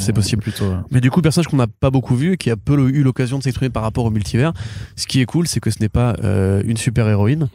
Ce n'est pas une super-héroïne, donc de base, ça donne autre chose comme possibilité que dans tel univers, c'est comme pour Miles Morales, dans tel univers en fait c'est Captain America, Jessica Jones et tout. Là elle dit qu'en fait elle va essayer d'aller chercher plus loin, de trouver des variations qui sont plus intéressantes. Simon qui revient chez Marvel quelque part, c'est une nouvelle assez importante, et Phil Noto qui est un des très grands dessinateurs de sa génération. Donc moi j'avoue que sur le papier, si tu veux, tu me dis The Variant, Jessica Jones fait explorer le multivers, j'en ai rien à foutre. Mais par contre, si tu me dis par ces équipes créatives là, qui en plus Simon, elle a déjà dit beaucoup de choses par rapport à ces sujets-là, donc elle a l'occasion de se renouveler un peu. C'est chouette, non, je suis content. Enfin, il n'y a pas de raison d'être forcément contre Marvel quand ils prennent les bons personnels. Alors c'est pour ça que j'ai quand même sélectionné une actualité Marvel pour laquelle tu vas pouvoir de nouveau un petit peu bitcher encore que. Donc en fait, vous le savez, au mois de juillet, il y a un film qui s'appelle Thor Love and Thunder qui sort de Taika Waititi, et du coup c'est le mec qui surjoue. Ouais, je prononce plus aucune lettre pour être sûr d'avoir le meilleur accent anglais possible. Mais donc forcément, surtout que c'est un nom samoan, mais c'est... Ouais, je sais, mais on s'en branle. Moi, je fais de l'appropriation. Je fais de l'appropriation culturelle de cultures qui ne sont même pas les miennes, tu vois. Donc mais après je peux le faire à l'idée. C'est le principe de l'appropriation culturelle. Taika Waititi. Ah voilà, Waititi. Il est là, il fait des spaghettis, il va faire des films chez Marvel. Pourquoi les spaghettis? Pourquoi t'es le plus raciste des Italiens du monde alors que t'es d'origine italienne? Ça a aucun. Alors déjà, je te rappelle que je suis italien et pas juste d'origine italienne, s'il te plaît, respecte-moi. T'es né où déjà? Mais c'est pas. J'ai la double nationalité. T'es né où? Tu es né où? Je suis né à Colmar. Tu parles italien? Oui. Vas-y. Buongiorno, mi chiamo Arnaldo Tomasini. Ça, je peux le dire aussi. Hai ben dormito? Hein? Sei un dito al culo. Comment? Sei un dito al culo. C'est pas ce que ça veut dire, mais c'est pas grave. Ferme juste ta gueule. Voilà, là, je t'ai fumé. Non, il manque une quatrième phrase. Là, je t'ai fumé. Et on est bon. Cappuccino. Allez, on continue et donc. Cappuccino et gnocchi. Et mozzarella pepperoni. Voilà, c'est bon. Qu'est-ce que je disais donc? Tu disais que tu étais raciste et que Taika Waititi allait revenir avec Thor Love and Thunder où il y aurait Jane Foster comme chez Marvel, incroyable. Putain, c'est une coïncidence comme ça, c'est troublant quoi. Mais non, mais justement, le problème c'est que le passage de Jane Foster en Thor, c'est fini. En fait, ça c'est fini en 2019 là. Non, c'est Valkyrie après Legacy. Donc Jane Foster a pris le rôle de Valkyrie et donc on se disait Valkyrie, Kiri et puis comment est-ce qu'on pourrait remettre Jane Foster dans le costume parce que du coup on a quand même un problème. On a un problème, c'est qu'on a Jane Foster dans le costume au cinéma, et dans les comics, ça ne l'a plus. Et du coup, chez Marvel. On va rééditer les volumes de Dotterman, et puis voilà. Alors, ça, c'est ce que fait Panini, notamment, en sortant de l'omnibus du passage DS du tonnerre. C'est ce qu'il faut faire. De Jason Aaron et Russell Dotterman, qui est trop bien, on vous le recommande. Alors, c'est vrai que c'est un omnibus, donc c'est cher, mais s'il y a bien un seul omnibus à acheter cette année, bon, il y a peut-être celui de She-Hulk par John Byrne aussi, mais sinon, franchement, le Lady Thor de Russell Dotterman et Jason Aaron, c'est vraiment du feu de Dieu. D'ailleurs, Russell Dotterman, un peu un semi-héritier de Geoff Darrow par moment quand même un petit peu. On peut se poser la question. On peut se poser la question. Il y a des accointances. Mais tout ce que je veux dire, c'est que du coup, il se dit bon, on va remettre en fait Jane Foster dans le costume de Thor. C'est complètement incohérent avec Lauren Darron, mais c'est pas grave. Ouais, mais le truc c'est que chez Marvel. Non, mais le truc des gens. En fait, le truc, c'est que, justement, c'est que c'est pas si forcément incohérent parce que, grosso modo, dans le run de Donny Cates, Thor Odinson a eu beaucoup de problèmes avec Mjolnir. Et en fait, c'est lié à la fin du run de Jason Aaron. Donc, on vous spoil pas, mais voilà, c'est lié. Et en fait, le pitch de la mini-série, c'est qu'à un moment, Mjolnir, en fait, débarque dans l'appartement de Jane Foster. Donc, elle le reprend temporairement et à son contact, elle est toujours worthy. Donc, elle peut reprendre le costume. Et en fait, aller défendre Odinson qui est attaqué par Ulik le Troll, par l'Enchantress, par Ella, et c'est écrit par une autrice norvégienne qui s'appelle Torunn Grønbekk, qui a fait Jane Foster Valkyrie, qui a fait Return of the Valkyries et qui a fait the Mighty Valkyries. Donc vraiment en fait tout le truc sur Jane Foster depuis que Jason Aaron a arrêté d'écrire ce personnage. Exactement. Donc en fait il y a forcément elle est au contact de Jason Aaron, donc forcément le titre. Après tu sais, elle a aussi fait Warhammer Sisters of Battle et c'était pas incroyable. Oui, mais ça n'a aucun rapport avec. Non, parce que les séries Valkyrie sont pas non plus incroyables. Alors Mighty Valkyries, la première Jane Foster Valkyries, non, c'est pas ouf. Après la deuxième, là, The Mighty Valkyries, honnêtement, il y a Mattia De Iulis qui dessine, donc c'est super beau parce que c'est quand même une forme de petit cousin de Alex Ross quand même, avec son approche ultra photoréaliste que moi j'aime bien. Après il y a Erika D'Urso qui fait aussi des planches et du coup par contre la différence de style fait un peu mal aux yeux. Après l'histoire en soi est pas incroyable, mais je trouve que ça fait une bonne utilisation en fait des personnages de la mythologie asgardienne, enfin par rapport à la mythologie nordique, et j'imagine que vu que l'autrice est norvégienne, elle s'y connaît un petit peu sur ce genre de choses là, donc c'est pour ça, enfin c'est pas totalement déconnant en fait quand même comme travail, mais après ouais c'est middle quoi, faut le lire si vous êtes fan quoi, tu vois, mais sinon c'est vrai que c'est pas ultra intéressant. C'est ça qui est un peu dommage, c'est quelque part enfin, pourquoi forcément aligner l'agenda des sorties Marvel par rapport à ce qu'il fait au cinéma constamment sur ce niveau de je me demande bien ça, Corentin, pourquoi. Si un jour les mecs, quand ils feront la série Secret Invasion, ils vont faire quoi, une nouvelle Secret Invasion? Je n'ai pas obligé de toujours tout placer. Tu sais que c'était annoncé déjà. Ah oui, j'avais oublié. Attends, laisse-moi trouver un meilleur exemple. Quand ils vont faire Heroes Reborn au cinéma. Est-ce qu'ils vont rappeler Rob Liefeld? Non. Tu vois, c'est débile comme idée. Eh ben ils le feront, je suis sûr. Oui. Ils vont refaire le Captain America qui a des gros nichons à la place des pectoraux, tu vois. Moi ça me va. Oui, parce que t'es dans cette espèce de secte bizarre avec Yves Balak et tous tes potes bizarres. C'est ça. Donc bref, non, mauvaise idée et je suis pas content. Ah bah voilà, pour le coup il est pas content. Alors par contre, est-ce que t'es content? Voilà, justement une autre raison d'être content cette année. Là je suis content là. Steve Skroce qui revient. Geoff Darroze. C'est ça. C'est Geoff Darroze avec une moustache. C'est Geoff Darroze, tu vois. C'est donc Steve Skroce, donc voilà concept artiste, non c'est storyboarder de Matrix, qui a fait Maestros qui est incroyable, qui a fait Post Americana qui est aussi incroyable chez Image Comics. 2 titres à venir ou déjà paru chez iComics, achetez-les, c'est de la méga bonne frappe, et qui donc là va se faire un petit délire à la Daniel Warren Johnson sur Beta Ray Bill l'année dernière, c'est que il arrive chez Marvel pour faire une mini-série en 5 numéros qui s'appelle Clobber in Time, qu'il écrit et qu'il dessine, et grosso modo c'est Hulk et la chose qui s'allient pour taper des types, grosso modo, et ça a l'air juste trop bien. Enfin, les planches, il y a une double planche qui a été montrée où tu vois effectivement juste la Hulk et la chose qui tape des types, qui écarte des monstres en deux. C'est déjà ultra foutraque et généreux. C'est pareil, c'est Steve Cross, on est toujours sur la même école de dessin là, sur laquelle on vous bassine. Mais vraiment cette année, c'est ouf quoi. T'as Steve Cross qui revient, t'as Daniel Warren Johnson qui revient, t'as des clones de Geoff Darrow qui pop, t'as James Tocco qui arrive en France. Enfin bref, on est trop bien. Dinosaur Justice League. Ouais, voilà. Putain, mais quelle année de ouf. Et le retour est Ultra Mega qui arrive en VF. Je pense que quand t'es un gamin qui aime bien la violence et les années 90, c'est la bonne année là, ça y est. Ouais, franchement, on a réussi à bien s'aligner. Non, franchement, on est bien. Je suis super chaud pour ce projet. Ce qui m'a vraiment surpris, c'est que quasiment personne n'en a parlé. T'as eu une annonce en fait, parce que l'annonce initiale elle datait du 25 février. Et je te jure que ça n'a été relayé par personne. J'ai fait une recherche, il y avait comicbook.com qui avait juste fait une petite interview de Cross en plus. Enfin, quand même, tu vois. Peut-être que c'est pas une rosta. J'allais dire que je sais pas, mais je sais pas, le projet quand même pas. Enfin, quand Beta Ray Bill avait été annoncé, c'était fat, tu vois. Et là, c'était quand même. Enfin, je sais pas, c'est trop bizarre. Ça a été à peine relayé, même en France. Il y a Buzz Comics qui est un forum assez au taquet sur pas mal de choses qui avait fait un truc. Mais après, ce forum a une toute petite aura quand même dans le paysage, quoi. Et du reste, vraiment, les sites ricains, par contre, il y avait rien. C'est trop chelou. Mais du coup, voilà, maintenant, vous êtes au courant. Et c'est super bien, je suis très content. Et vous êtes content. Je veux de la bagarre. En plus, c'est historiquement assez marrant parce que justement, dans les débuts des Fantastiques et de Hulk, il y avait régulièrement le combat, c'est qui le plus fort. Bah oui, c'est ça, oui, bien sûr. Bah, ça a été même utilisé beaucoup dans le Immortal Hulk de Ali Wing. T'as tout un passage en fait où ils se retrouvent justement et ils se font la revanche, quoi. Peut-être que ce sera un peu rétro, un peu à l'ancienne, un peu genre naïf, mais défoncer des gueules et tout. Donc, oui, encore une fois, pour les sales gosses des années 90, je pense que c'est exactement ce dont on rêve en secret la nuit quand on dort. Yes. Voilà. C'est tout. Alors. Et puis c'est tout. Et puis voilà. Alors. De quoi on parle ensuite? Ah oui, on passe du côté de chez DC Comics. Quelle préparation incroyable. Ouais, non, pardon, j'étais absorbé par un truc. Ailleurs. J'étais ailleurs, effectivement. Maintenant, je suis d'ici. Ah oui. Et je ne suis plus ailleurs. Donc. Contrairement à David. Qui lui est ailleurs, mais il est plus d'ici. C'est ça. Une nouvelle série Black Adam. Une nouvelle série Black Adam. Les gens, ils se disent, ils sont perdus. Ils font, mais qu'est-ce que ces rois du calembour font-ils encore? Pourquoi ne sont-ils pas sur une scène au Cabaret Sauvage pour faire rire les gens? Très bonne scène pour les concerts, Cabaret Sauvage. J'ai vu J.J. Kaba là-bas, c'est trop bien. Et moi, j'ai vu While She Sleeps là-bas, c'était vraiment trop bien aussi. Ouais. Qu'on disait donc, parce que les gens s'en battent les couilles de notre vie, on pourrait faire un spin-off où on pourra raconter nos lives, mais je pense pas que ça intéressera grand monde. Sauf que là, quand même, il y a une nouvelle série Black Adam qui arrive. Mais non, quoi? Bah oui. Qui c'est qui crie? C'est Christophe le prêtre. C'est Christophe le prêtre. Et c'est trop bien ça, j'aime bien moi le prêtre. Il est bon. Sur Deathstroke et c'était de la bonne qualité. Et tout à fait. D'ailleurs, c'est fini pour son Deathstroke là. Bah bien sûr, mais depuis longtemps, frère. Oui, c'était Williamson qui avait repris. J'ai pas été jusqu'au bout de son. Non, c'est Deathstroke Inc. C'est Deathstroke Inc. Oui, mais c'est une nouvelle série. C'est pas la suite du Deathstroke. Voilà. Non, c'est Deathstroke Inc. qui s'arrête. Non, en fait, non, pas du tout. Bah alors, il y a bien une nouvelle série Deathstroke qui arrive là, non? Non. Ah bon?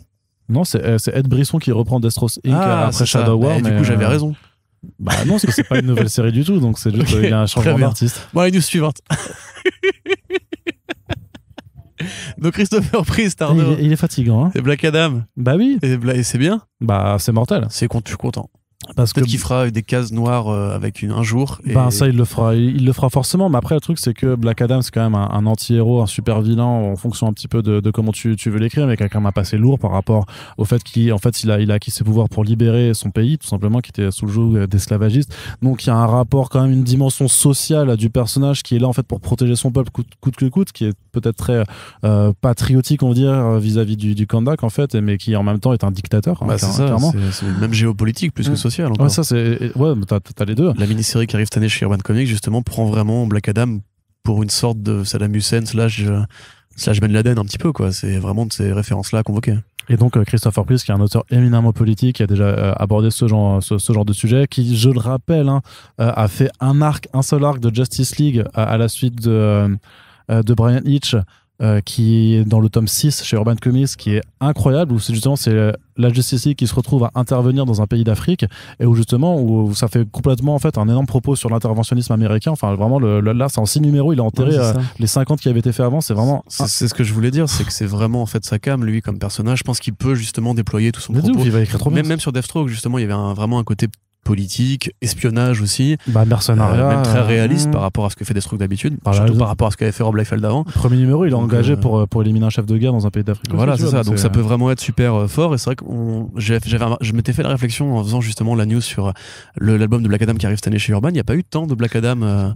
Non, c'est pas du placement de produit, c'est juste qu'il arrive et ça m'a fait penser. Non, c'est pas ça, parce que là, quand tu le disais, l'album de Black Adam, je me suis dit Black Adam sort son nouveau disque. Comment j'ai conquis mon pays. DJ Tat Adam et tout. C'est une petite interview de dictateur. Donc oui, effectivement, il n'y a pas eu tant de Black Adam que ça, surtout récemment. C'est pas un personnage qui a beaucoup brillé. Il était dans la Justice League. Voilà, il est toujours un peu présent en arrière-plan quand il faut justement convoquer ses référents un peu moyen-orientaux. Et le Shazam. C'est un peu comme le Kurak à une époque. On parle plus beaucoup du Kurak chez DC Comics. Mais voilà, finalement, avec le film qui arrive, on espère, justement, c'est là l'avantage des films quand les éditeurs s'alignent dessus, c'est que c'est l'occasion de mettre des personnages qui sont moins vus, même si par exemple pour Moon Knight il n'y a pas grand chose chez Marvel, je trouve bizarre. Mais il y a déjà la nouvelle série de Jen McKay. Ouais, mais ça aurait été le moment d'avoir un truc comme un peu prestigieux, tu vois. Il y a la série Moon Knight Black and White Blood. Hein. Ouais. Tu vois, j'ai dit un peu prestigieuse. Ça va, mec, ils ont du Greg Smallwood dessus. Ouais. Qu'est-ce qu'il te faut? Je veux Greg Smallwood sur une longue série. Ah oui, mais toi, tu veux tu sais, les Infinity Comics, Moon Knight, la New Egypt, machin. C'est juste le run de Lemire et Smallwood, en fait, mais en format webtoon. Qu'ils ont adapté en format webtoon. C'est une case par planche, entre guillemets.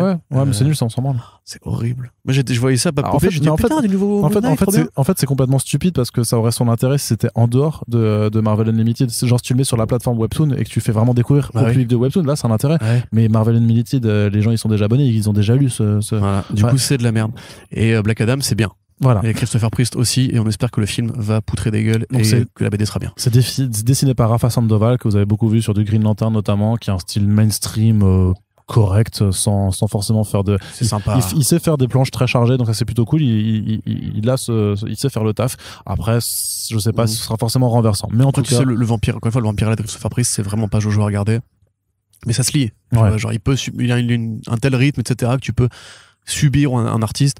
Moi, Sandoval, je trouve pas ça infamant. Non, je dis pas que c'est infamant, je dis juste que voilà, ça passe bien. C'est plutôt sympa. Par contre, l'artiste en lui-même est très cool.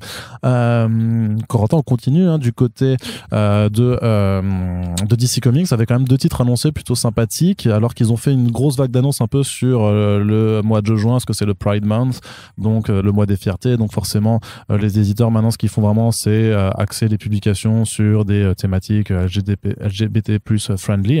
Grosso modo, Marvel et DC refont le coup de l'anthologie, mais ça ils le font maintenant depuis 2 ans. Donc c'est pour le mois de février, c'est le Black History Month. On fait une anthologie sur les personnages et les créatifs noirs américains et afro-descendants. Au mois de mars, c'est le Women History Month. Il y a la Journée internationale des droits de la femme. Donc on met en avant les héroïnes et les créatrices des maisons d'édition. Je sais plus quel mois. Je crois que je sais plus si c'est avril ou mai, mais il y a aussi le mois pour célébrer en fait l'héritage asiatique. Donc je crois que c'est avril. Donc en fait on met aussi en avant les personnages asiatiques, et puis Marvel fait vraiment les Marvel Voices aussi avec les natifs américains. Donc voilà, parce que voilà, c'est la société américaine qui se décompose aussi avec des aspects communautaires qui sont très forts et qui sont mis en avant, et donc on a ce genre d'anthologie qui arrive à chaque fois. Donc pour le mois des fiertés, on essaye de mettre en avant à chaque fois des créateurs, des créatrices, des créatifs LGBT+, et aussi les personnages en question. Sauf que ce qu'on a déjà souligné à de nombreuses reprises dans ces podcasts, c'est que en fait c'est très bien de le faire, mais par contre moi je trouve en tout cas que si tu veux vraiment en fait faire vivre ces personnages, c'est pas juste en leur donnant un coup de projecteur annuel et en les faisant disparaître après, ou en leur donnant jamais d'exposition, qu'en fait que tu vas vraiment faire progresser juste ces questions de représentation, tout simplement, parce que c'est ça le nerf de la guerre. Tout simplement, c'est juste que ces personnages existent, est-ce qu'on peut les faire réellement exister? Et donc en fait DC Comics cette année se montre beaucoup plus proactif, parce qu'il propose en fait un ensemble de mini-séries qui démarrent au mois de juin pour accompagner ce mois des fiertés, mais qui vont se prolonger après sur 4, 5, 6 numéros, et donc ça permettra d'avoir cette exposition sur plus longtemps. Donc il n'y a pas encore de série régulière forcément, mais je trouve que au moins ça a l'air d'aller quand même dans un bon sens, en tout cas dans une volonté d'être plus juste démonstratif en fait, et pas juste être justement dans la posture, mais de dire vraiment on tient nos engagements et on vous propose à ces personnages de vivre des aventures. Donc parmi ces projets, il y a notamment surtout le Poison Ivy de J. Willow Wilson, qui était enfin confirmé. On en avait déjà parlé dans un front page, parce qu'on avait identifié Willow Wilson avait déjà donc co-créatrice de Kamala Khan, scénariste de Invisible Kingdom, qui avait déjà posté sur ses réseaux qu'elle bossait sur un titre Poison Ivy. Donc maintenant, on sait ce que c'est et on sait quand ça sort. Donc ce sera au mois de juin. Et il y a aussi un titre marrant qui s'appelle Multiversity Teen Justice, qui arrivera, donc qui met en avant cette version de croisement entre les Teen Titans et la Young Justice, qui vient d'une terre parallèle du multivers, et dans lequel on trouve notamment Jesse Quick, qui est la version Kid Flash non binaire, en fait, qui avait déjà été présentée aussi pour Future State. Donc voilà, plusieurs titres en fait qui sont là à la fois pour présenter des personnages plus ou moins secondaires, parce que Poison Ivy a quand même une fanbase assez importante, mais ça faisait longtemps qu'on n'avait pas eu de titre solo pour elle où elle était mise en avant. Il y avait une mini-série Harley Poison Ivy qui était pas incroyable non plus. Surtout que la caractérisation du personnage, en fait, c'est très problématique. Ils savent pas sur quel pied danser entre super vilaine, anti-héroïne, femme fatale et éco-terroriste, et genre meuf qui bute vraiment des gens ou pas, et tout ça. Et donc, bah là, on verra bien. J'imagine que ça, je pense que J. Willow Wilson a des choses à dire sur ce personnage. Donc, je suis plutôt intrigué. Et puis après, ça me fait toujours marrer l'appellation Multiversity pour vraiment utiliser la marque du projet. Maintenant, c'est canon en plus, donc. Ouais, non, mais c'est pour utiliser vraiment la marque du projet de Grant Morrison pour se dire voilà, c'est un spin-off du truc, alors qu'en fait non, mais c'est quand même plutôt sympa en tout cas de voir. Enfin, moi je trouve que l'initiative en tout cas qui a été faite montre que au moins ils osent. De toute façon ils le font déjà, enfin. Et encore, hein, on va pas se relancer dans ce débat-là, mais parce qu'il y aura toujours des gens pour dire gna propagande, machin truc.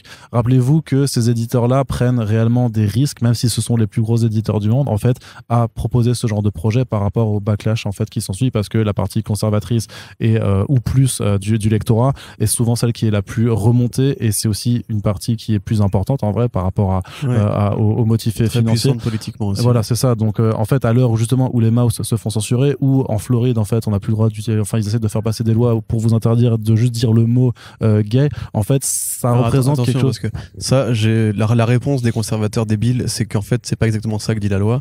La loi en fait essaye d'empêcher avant un certain âge dans l'éducation en fait d'évoquer l'homosexualité en général. Oui, non, mais, voilà, c'est-à-dire que il y a une très bonne vidéo de John Oliver là-dessus si vous voulez regarder le truc. C'est effectivement par exemple, tu vois, t'es un prof, t'es gay, un prof de maternelle on va dire. T'as ton mari qui vient te chercher après le boulot. Si les enfants te posent la question c'est qui ce monsieur par rapport à vous, t'as pas le droit de leur dire que c'est ton mec. Tu vois, c'est ce niveau en fait de censure très vicelard, parce que justement c'est très flou. Les textes sont pas du tout clairs à ce sujet-là. Et fameusement, du coup, récemment, Disney s'est fait taper dessus parce qu'en fait, on s'est aperçu qu'ils ont financé la campagne d'un politicien qui justement était l'un des avocats de cette loi, et un politicien d'ailleurs qui au demeurant était aussi un mec très sexiste et relativement comment dirais-je, islamophobe. Mais bon, ça c'est un autre débat. Grosso modo, effectivement, simplement ce que vous dire Arnaud, c'est qu'il y a absolument aucun opportunisme là-dedans. Au contraire, DC prend plus de risques de se fâcher avec son lectorat, puisqu'au bout d'un moment, ils n'ont pas été dans le progrès social depuis 80 balais. Enfin, il y a eu quelques tentatives, évidemment, voilà, on va pas non plus. Mais le fait est que c'est évidemment maintenant qu'il faut le faire. Maintenant qu'entre guillemets, on sait qu'il y a un lectorat qui s'exprime, qui demande ces produits-là, et que encore une fois, il n'y a pas de parti pris. DC Comics continuera à faire des personnages hétéros majoritairement. Et c'est juste des petits projets par-ci par-là qui ne gênent pas. Si vous voulez juste lire du Batman hétéro tous les mois et que vous êtes homophobe ou je sais pas quoi, n'allez juste pas lire ces bouquins. Tout simplement. Non, c'est juste que dans le sens que ça fait que 3-4 mini-séries sur un ensemble de. Alors juste ouvrez votre esprit, arrêtez de casser les couilles. Voilà, 40 000. Tu sais que ces gens-là ne t'écoutent pas, donc faut pas leur parler directement. Oui, c'est vrai, pardon, à vous qui m'écoutez. Mais du coup, c'est cool. C'est Takara au dessin de Poison Ivy, je crois. Oui, Marcel Takara, ouais. Ouais, c'est cool parce que c'est pareil, c'est un mec qui est un peu entre le mainstream et l'indé, je trouve. Bon, c'est un artiste qui est très connu pour ses pin-up et ses personnages féminins. Il a fait quoi déjà? Il a fait du Detective Il a fait du Spawn Universe. Il a fait l'adaptation de Wolverine The Long Night, le podcast que j'avais bien aimé. Il a fait du Detective Comics avec Peter J. Tomasi. Ouais, c'est un mec plutôt talentueux, effectivement. Bon, J. Willow Wilson, voilà, c'est une scénariste très talentueuse. C'est vraiment cool de la voir arriver sur ce projet-là, effectivement. Comme toi, je suis fan de Poison Ivy. Je trouve qu'on manquait vraiment de produits juste Poison Ivy sans être lié systématiquement à Harley Quinn, parce que au bout d'un moment, elle était là avant. Et c'est un personnage qui est tout aussi intéressant, surtout par rapport à la cause écologique, qui est aussi un truc qu'on devrait mettre plus en avant dans les comics aujourd'hui, parce que les super-héros, s'ils ont un rôle de protection de l'humanité, il faut aussi qu'on en passe par là. Donc j'ai très hâte et je suis content. Après, pour le Multiversity, j'avoue, moi je veux juste Multiversity 2 The Flash que Morrison avait promis, et puis voilà. Très bien. Et on termine la partie comics avec cette dernière annonce plutôt rigolote. Paul Dano, l'acteur qui incarne le Riddler dans le film The Batman de Matt Reeves, va écrire un comic book, un Riddler Year One. Voilà, qui est bien canon de l'univers, enfin du film The Batman, puisque c'est les origines de ce Riddler-là, campé par Dano. Alors je n'ai pas totalement conscience de est-ce que ce garçon a des crédits de scénario auparavant. Je crois qu'il est juste acteur. C'est DC Comics qui donc veut mobiliser un star talent, comme on dit dans le monde le milieu du doublage, pour mettre un peu en avant un produit qui est directement canon du film, contrairement à Batman Imposter de Matt Tomlin. Que dire? Je ne sais pas trop si c'est une bonne ou une mauvaise nouvelle, dans la mesure où en fait on ne sait pas exactement ce que va valoir justement Dano à l'écriture. Quelque part, raconter les origines des vilains, moi ça n'a jamais été un truc qui m'intéressait beaucoup, surtout qu'en plus une fois qu'on a vu le film, on sait très bien quelle est son origine. C'est un orphelin qui a grandi dans un orphelinat très crade, à partager sa chambre avec des gamins, peut-être à subir des abus ou je ne sais quoi, qui était obsédé par les chiffres, les puzzles, et qui a fini par en faire une personnalité bien à lui. Bon, le design est cool. L'artiste apparemment est plus connu en Europe en fait qu'aux États-Unis. Il fait ses débuts chez DC. Faut que tu me retrouves le nom, mon bon Kikou. C'est un artiste d'Europe de l'Est qui a fait justement du Conan le Barbare et du Tarzan chez Soleil et chez Delcourt aussi, je crois. Glénat plutôt. Glénat plutôt, ouais, Glénat, t'as raison. Donc voilà, c'est de ce que j'ai vu de son coup de crayon, c'est plutôt joli. Après, il y a eu une sorte de micro-polémique sur le fait que... Steven Subic. Voilà. Subic, pardon. Ouais, probablement, ouais. Voilà. Donc, du coup, un monsieur de ces contrées lointaines de l'Est, qui donc va effectivement illustrer le projet. C'est comme quand Danny DeVito avait fait un court segment sur le pingouin pour l'anniversaire du personnage, ou comme quand Patton Oswalt avait écrit MODOK, ou quelque part comme Keanu Reeves, ou, aide-moi, le comics de la nana qui a fait le film Halloween, la Scream Queen. Elle s'appelle Jamie Lee Curtis. Voilà, c'est ça exactement. Donc oui, il y a une sorte, encore une fois, de migration des talents d'Hollywood vers le comics. Là, en l'occurrence, on est plus sur un produit de commande. Je sais pas si c'est Dano lui-même qui a dit « j'ai envie d'écrire un comics ». Ça m'étonnerait pas non plus, mais il faudra voir ce que ça vaut. Personnellement, j'admets qu'on a déjà suffisamment de Batman, en fait, pour que j'ai pas besoin d'une mini-série sur le Riddler du film The Batman. Particulièrement parce que ce personnage-là, je pense, mériterait mieux. On n'a pas beaucoup vu le Riddler récemment.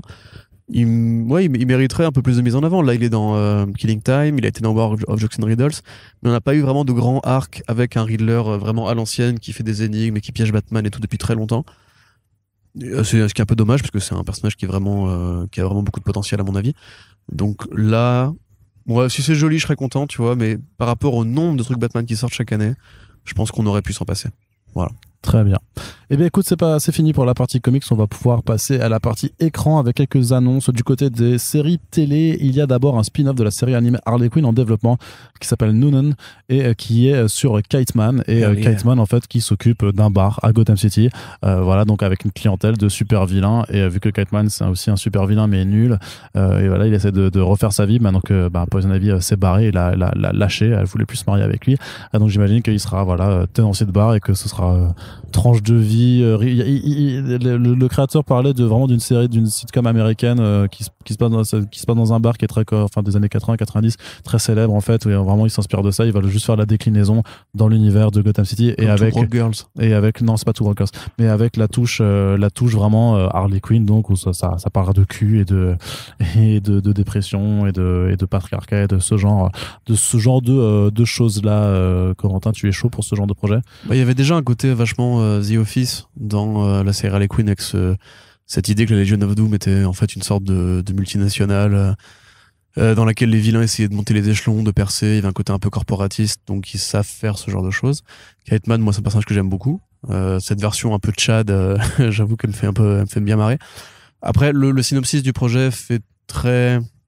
Tu sais, dans le run de Dan Slott, il y avait un bar justement à Super Méchant. La série en question, c'est Cheers. Ok, je connais pas. Dans le run de Dan Slott sur Spider-Man, il y avait un bar de Super Méchant justement où les vilains un peu nuls venaient picoler.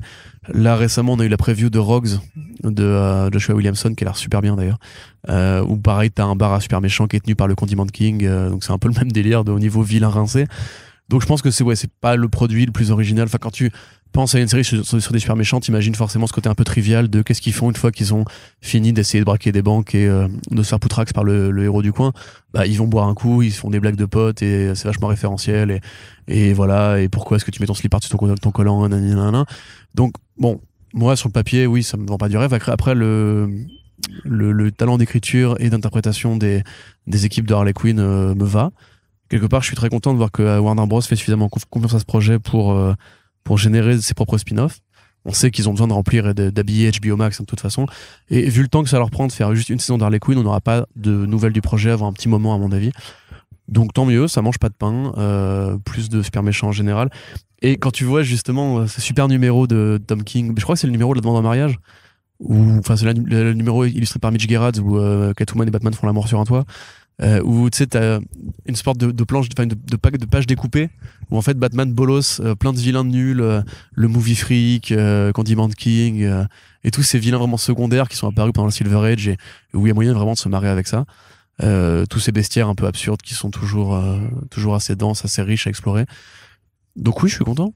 C'est voilà. Oh, ça a l'air plutôt sympa. Après, c'est dans les tout premiers stages de développement, donc il peut se passer énormément de choses d'ici là, et c'est pas certain en fait que le truc voit vraiment le jour. Mais ma foi, si ça peut se faire, franchement, moi je suis effectivement plutôt joueuse parce que j'ai vraiment beaucoup aimé cette série. Et puis, on attend la saison 3 pour 2022. Et puis, on vous rappelle qu'on a fait un podcast sur les 2 premières saisons sur First Print avec plein d'invités, d'invitéos, et c'était très très cool à écouter. Toujours disponible dans notre section on screen. On continue du côté. Alors là, on a pas mal de trailers à débriefer. On va pas le faire forcément case par case, mais l'ambiance gore et foutraque semble respectée pour The Boys saison 3 qui s'est enfin montrée avec une première bande-annonce. Ma foi, il y a des vannes de cul, il y a des gens qui explosent dans des gerbes de sang. On sait un peu sur quel terrain on va être amené. On attend juste de voir comment Hirogasme sera adapté pour la série Prime Video. Mais ma foi, j'ai envie de dire, on est aussi plutôt joyeux. Ça arrive au mois de juin prochain, donc décidément en juin, va vraiment se passer plein de choses. Ça va être cool. Ouais. C'est tout? Ouais. Allez, quitte ton téléphone et réagis un peu à ce que je viens de dire. Ça a l'air cool tout ça. Très bien. Je suis très content.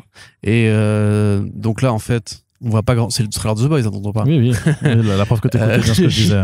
Si, t'as dit Hirogasme. J'ai entendu et j'ai dit, ah tiens, Hirogasme, c'est vrai que c'est dans cette saison. Donc effectivement, oui, pourquoi pas. On voit peu, parce que c'est très silencieux, comme trailer, c'est vraiment juste sur la rythmique, mais du coup, ça remonte. C'est quoi, c'est Imagine Dragons qu'ils ont mis dessus, c'est ça? Alors je connais pas du tout. Tout à l'heure je l'ai écouté, t'as eu l'air de reconnaître Imagine Dragons, c'est ça, probablement être ça. On voit pas grand chose. Enfin si, on voit beaucoup de choses justement, mais on comprend pas ce qui se passe. On voit que donc il y a Billy Butcher qui a des pouvoirs. Alors ça me fait marrer parce que quand on a fait l'article sur comicsblog.fr, dans les commentaires tout le monde disait ouais mais dans les comics aussi il a des pouvoirs les gars. C'est trop mignon parce que tu vois en fait des gens qui ont découvert du coup The Boys avec la série télé et qui viennent, comme on a tous ce réflexe là, venir en fait expliquer la vie aux gens qui n'ont pas encore tout vu et tout, tout lu et tout. Sauf qu'en fait évidemment oui, Billy Butcher a des pouvoirs dans la BD, il a pas des yeux laser non plus, il est juste très fort et en fait tous les membres de The Boys ont juste une super force, ils volent pas, ils vont pas hyper vite ni rien. Donc voilà, bon c'était un peu rigolo. L'idée ça va être donc plus de baston, plus de conneries. On voit The Deep qui baise en regardant une pieuvre se coller à une vitre. On voit beaucoup Soldier Boy aussi. Alors moi je m'attendais à ce que ce soit dans le passé. J'aime bien sa tête. Ouais, il est de même son costume qui est ouvertement parodique de Captain America de Marvel Studios. Comment dire, disons que c'est prometteur, mais moi je te dis, je m'attendais vraiment à ce que la saison soit coupée en 2 entre le passé et le présent, alors que ce qu'on voit Soldier Boy a l'air de se passer aussi au présent. Donc c'est surprenant parce que normalement il est mort, on l'avait vu dans les props de la saison 2. Ah, mais ils l'ont ramené à la vie, reboot, machin. C'est vrai qu'ils font ça dans les comics aussi, mais normalement quand il est ramené à la vie, ils sont un peu débiles. Enfin, ils sont morts cérébralement. Ah oui, on va bien voir. Donc ils sont un peu en mode légumes. Franchement, je le vois bien. Tu sais, ils font le coup de Captain America dans la glace, en fait, et en fait qui revient. Sauf que le mec, il va vivre avec la vision des années 40. Et mais ça, c'est déjà Stormfront, tu vois. C'est vrai qu'il l'avait fait. Ouais, mais là, c'est patriotique, moins nazi, tu vois. Ah, sera plus boomer en fait, sera plus très boomer, très boomer en fait surtout. Bah comme le Captain America Ultimate, quand il se réveille, il voit Nick Fury qui lui fait je suis colonel Nick Fury machin, et en fait il lui pète la gueule, il fait y a pas de noir dans l'armée, à ce niveau de grade dans l'armée américaine. C'est l'époque où Mark Millar faisait des trucs qui étaient complètement barjots. Avec le truc il y a pas marqué France aussi. Il y a pas marqué France là, putain incroyable. Ça apparemment c'est une blague très répandue aux États-Unis en fait. Là en ce moment on regarde The West Wing et c'est passionnant. Voilà, je vais pas vous raconter ça. Donc ouais, ça a l'air chouette, ça a l'air bien produit, ça a l'air ambitieux comme d'habitude.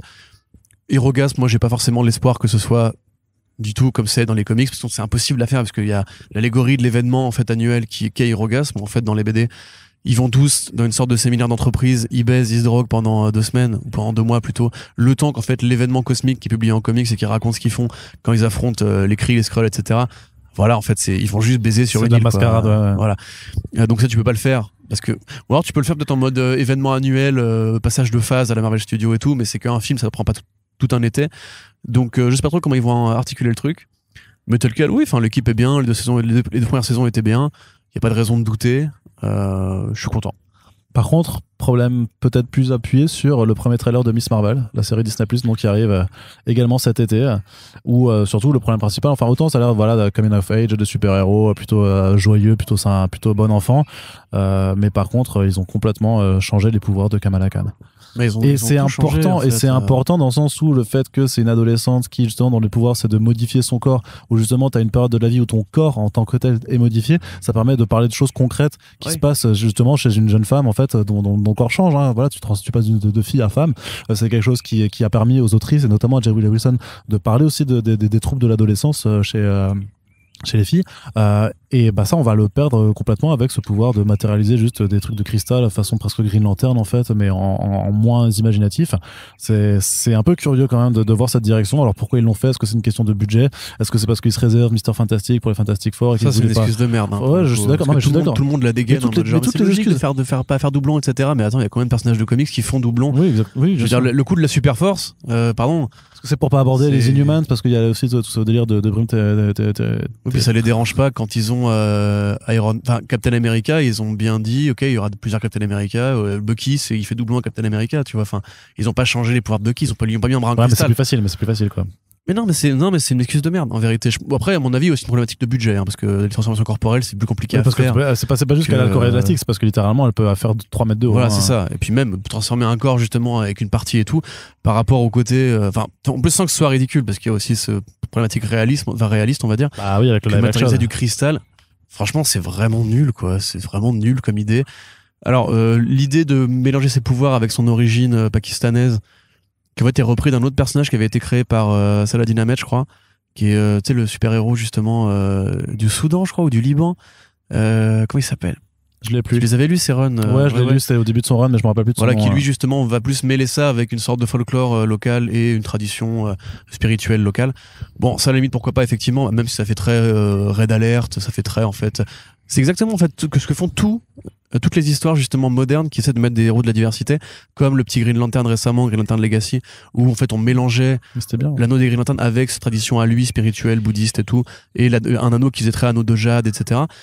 Donc en fait c'est vraiment le b.a.-ba de comment écrire une jeune super-héroïne dans les codes un peu teen movie, et c'est clairement teen movie puisque ce qu'on te montre en fait c'est que l'héroïne voit la vie comme une BD et qu'elle est fan de BD. D'ailleurs le logo Marvel Studios apparaît en dessous, au-dessus d'elle, vraiment qu'elle dessine un truc et tout, donc il y a vraiment ce côté jeune héroïne geek en fait. Mais ça c'est plutôt rigolo, ça j'aime bien. Ça change un peu. Mais c'est pas Miss Marvel.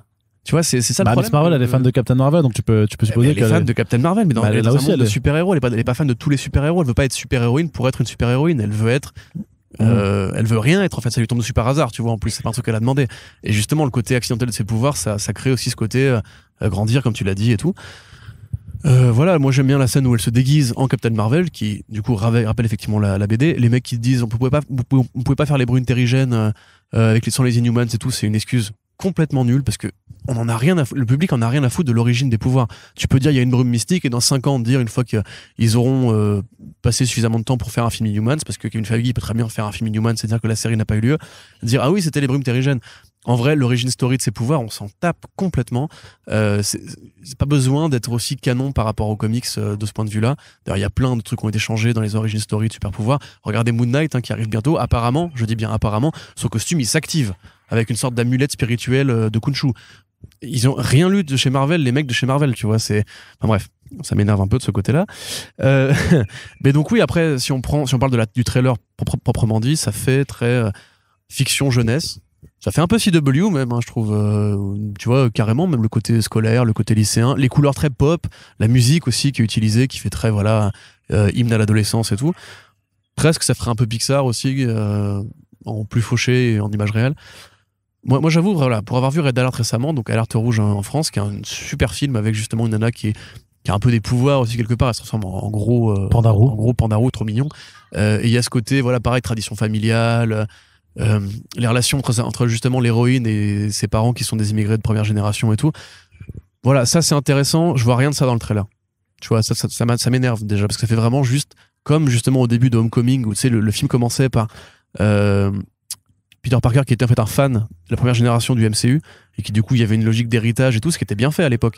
Là ça fait vraiment très Homecoming dans l'idée, ça fait très un adolescent une adolescente en l'occurrence, qui justement grandi en périphérie de ce monde-là et se rêve elle aussi super-héroïne au monde des Vengeurs et tout. Donc, je sais pas. Bon, c'est pas super original et tel quel, ça me donne pas plus envie que ça, quoi. Très bien, merci Corentin. Et on va terminer cette partie télévision avec une news un petit peu particulière parce qu'il n'y a pas eu de grande annonce officielle pour le moment, mais en tout cas sur le site sur le listing du site professionnel Production Weekly, on a vu apparaître un reboot de Daredevil. Donc a priori, il y avait déjà des rumeurs qui allaient dans ce sens-là, mais par des médias plus ou moins bien informés, donc que je préfère pas relayer par prudence pour le moment. Disney+ va faire un reboot de Daredevil. Alors est-ce que c'est un vrai reboot sans prendre en compte les 3 premières saisons de la série sur Netflix, ou est-ce que c'est une forme de saison 4 qui ne s'appellera pas forcément saison 4, juste peut-être Daredevil de nouveau et qui reprendra quand même la suite des événements? C'est l'inconnu, mais je t'avoue que définitivement sur cette question, moi je me suis complètement planté parce que je m'imaginais vraiment pas que Charlie Cox allait reprendre son rôle, que Vincent D'Onofrio allait reprendre son rôle et que peut-être qu'ils vont rappeler en fait tous les anciens de la série Daredevil de Netflix pour relancer complètement cet univers. Bah, c'est possible. Après, on peut se poser la question du comment, déjà, pour commencer. Moi, je voyais plus Cox revenir par le prisme de la série Echo, dans la mesure où justement ils sont très liés en comics. C'est possible, c'est toujours possible, parce que cette saison, cette série va être mise en production avant ce potentiel reboot dont le tournage, selon les rumeurs, démarrerait à la fin de l'année ou début 2023. Hein. Oui, c'est ça. Bon, après, voilà, maintenant, on sait depuis No Way Home et Hawkeye qu'il y a déjà une partie du casting qui était revenue. Moi, je verrais bien Deborah Ann Woll et le mec qui joue Foggy revenir aussi, parce qu'ils sont pas non plus des carrières exceptionnelles. C'était plus ça, moi, qui m'interrogeait. C'était effectivement, s'ils voulaient lancer Daredevil en série télé ou en film, il fallait retrouver les acteurs, les retrouver au bon moment quand ils n'étaient pas occupés, et leur signer un chèque de retour, et j'imagine un chèque plus important, parce qu'il faut quand même leur demander de reprendre un projet qu'ils ont abandonné il y a quelques années pour des causes de conflits de studio. Donc voilà, tel quel, après on peut commencer du coup à en parler, donc ça c'est cool. On peut commencer à se dire que Daredevil va revenir. Moi, c'est un personnage que j'aime beaucoup, par un acteur que je trouve ils ont très bien choisi à l'époque, et même tous les acteurs étaient bons, enfin tout le casting était bien choisi. Donc de ce point de vue-là, je suis assez heureux. Maintenant, ça pose quand même des questions. Ça pose des questions par rapport à l'univers Defenders, qui techniquement est canon. Enfin, canon. On peut regarder les 3 saisons de Daredevil sans savoir qu'il y a un Iron Fist. Tout à fait. Donc ça c'est cool. Par contre, un petit peu moins quand même par rapport à la conclusion de Defenders et le début de la saison 3. C'est ça le problème, quoi. Defenders, c'est effectivement amorcé dans Daredevil saison 2. Donc, est-ce que ça veut dire qu'ils vont se sentir obligés de faire revenir tout le monde? Je ne pense pas. Je le vois très mal Kevin Feige faire revenir Finn Jones. Non, vraiment pas. Je suis prêt à prendre le pari. Mais effectivement, un bon personnage pour un bon acteur, pas forcément pour un bon studio. Parce que ce qui a été fait avec Daredevil à l'époque ne ressemble pas du tout aux séries Disney+ modernes. Quand on voit Hawkeye, on peut s'en persuader. Par rapport au traitement du Kingpin et la façon de le filmer, on est très très loin de ce qui avait été fait par Jeff Loeb et ses équipes sur la Marvel Television. Donc moi, à la fois je suis content parce que je suis très fan, donc j'ai une faiblesse. Mais par contre, si c'est mal fait, ça va encore plus m'énerver du coup, comme pour Moon Knight. Ah attends, tu l'as pas encore vu Moon Knight? Ouais, on enregistre ce podcast. Le mec a déjà ses avis préconçus, c'est mal ce que tu fais. Plus, oui, bien sûr, mais c'est mal ce que tu fais. Putain, le méchant, il a un bâton qui fait de la lumière violette, quoi. Ouais, comme dans les comics. Pas dans ces comics là. Allez Corentin, on va terminer avec la partie cinéma qui a aussi quelques nouvelles à apporter de son côté, avec notamment une adaptation par Netflix des comics. On en parlait un petit peu avant par rapport à Peter Krause, mais donc de Irrécupérable et Incorruptible de Mark Waid, qui donc été optionné pour être adapté donc par le géant américain qui se gave, continue de se gaver sur les adaptations de comics et aime beaucoup en fait reprendre les projets de super-héros en indépendant. Le Miller World déjà pour commencer avec la regrettée série Jupiter's Legacy. Quand même. Comment tu peux avoir de l'or entre les mains comme ça et tout foirer comme un déconné? Je comprends pas. C'est vraiment Netflix, je me demande s'ils ont un contrôle créatif quelconque en fait. Et à mon avis, la réponse est non. Donc oui, effectivement, donc ils sont sur Scott Pilgrim, ils sont sur God Country, ils sont là-dessus, ils sont sur Sweet Tooth, rappelle-toi. Je veux pas m'en rappeler, s'il te plaît. Ils étaient sur Daredevil à une époque, c'était pas mal. Donc oui, ils récupèrent Irrécupérable et Incorruptible, qui sont donc 2 séries jumelles, on va dire, créées par Mark Waid, grand scénariste de bande dessinée américaine, sur un principe très commun de Superman qui se barre en sucette, c'est-à-dire Superman devient méchant, c'est le Plutonien qui était le Superman de cet univers-là et qui du jour au lendemain décide qu'en fait il est méchant. On sait pas trop pourquoi, il va commencer à massacrer la Terre et à décimer ses anciens camarades qui vont essayer de s'opposer à lui, mais comme c'est Superman, c'est très compliqué. De l'autre côté, Incorruptible, c'est l'effet inverse, c'est un super méchant qui devient justement à l'inverse, qui essaye plutôt de devenir un super-héros. Donc a priori c'est un seul film en fait qui est fait avec ces 2 séries et leurs 2 points de vue. En tout cas c'est ce que j'ai compris de l'annonce. j'ai envie de dire que c'est pas idiot. On peut effectivement imaginer ça mieux en film qu'en série, parce qu'il y a un vrai format sériel, c'est assez long, hein, Incorruptible et Récupérable. Ça dure. Oui, c'est ça, Incorruptible et Récupérable. 3 intégrales, je crois, chez Delcourt là. Voilà, ça dure, à mon avis, plus longtemps que ça ne devrait, mais le synopsis peut tenir dans un film, surtout si on prend justement les 2 points de vue pour faire une narration de polarité. Là, de ce qui est décrit par Deadline, c'est effectivement en fait que le héros d'Incorruptible va s'opposer au héros de Irrécupérable. Donc voilà. Ça pourrait être pas mal de faire 2 films qui sortent le même jour. Moi, je me suis posé la question pourquoi pour en faire un univers partagé entre guillemets de projet. Non, mais tu vois, tu fais 2 films le même jour avec la même histoire, mais 2 points de vue différents et vraiment filmés de façon très différente aussi, avec tu vois un truc un peu concept. Ouais. Il y a moyen. En plus, c'est quand même une bonne équipe qui est dessus. C'est ça qu'il fallait noter, parce que généralement, effectivement, Netflix, si leurs projets sont nuls, c'est parce que leurs artistes sont nuls. Comment s'appelle Steven D. Knight qui avait monté le projet de Jupiter's Legacy, il fallait pas le prendre lui, par exemple. C'était un bon exemple. En même temps, il s'est barré ensuite. Donc, Oui, mais il a eu le temps d'engager le personnel des acteurs, etc., et de monter les premières directions. Et puis c'est Lorenzo Di Bonaventura qui produisait. Enfin bref. Alors que là, on a quand même Ken Powers, scénariste quand même de Soul, très bon Pixar au demeurant, et qui va écrire Spider-Man Across the Spider-Verse 1 et 2, enfin partie 1, partie 2.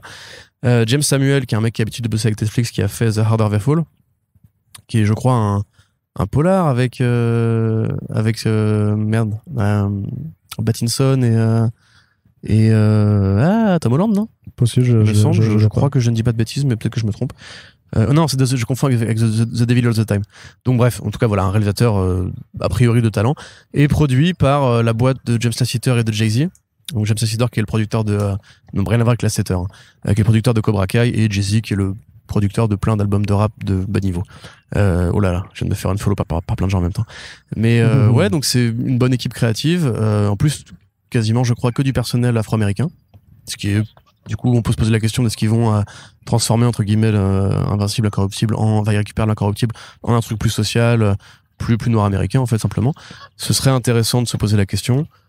Moi, j'admets que dans l'idée, je suis pas contre, mais je suis pas du tout fan des Récupérables. Pour moi, ça fait partie de ces projets un peu...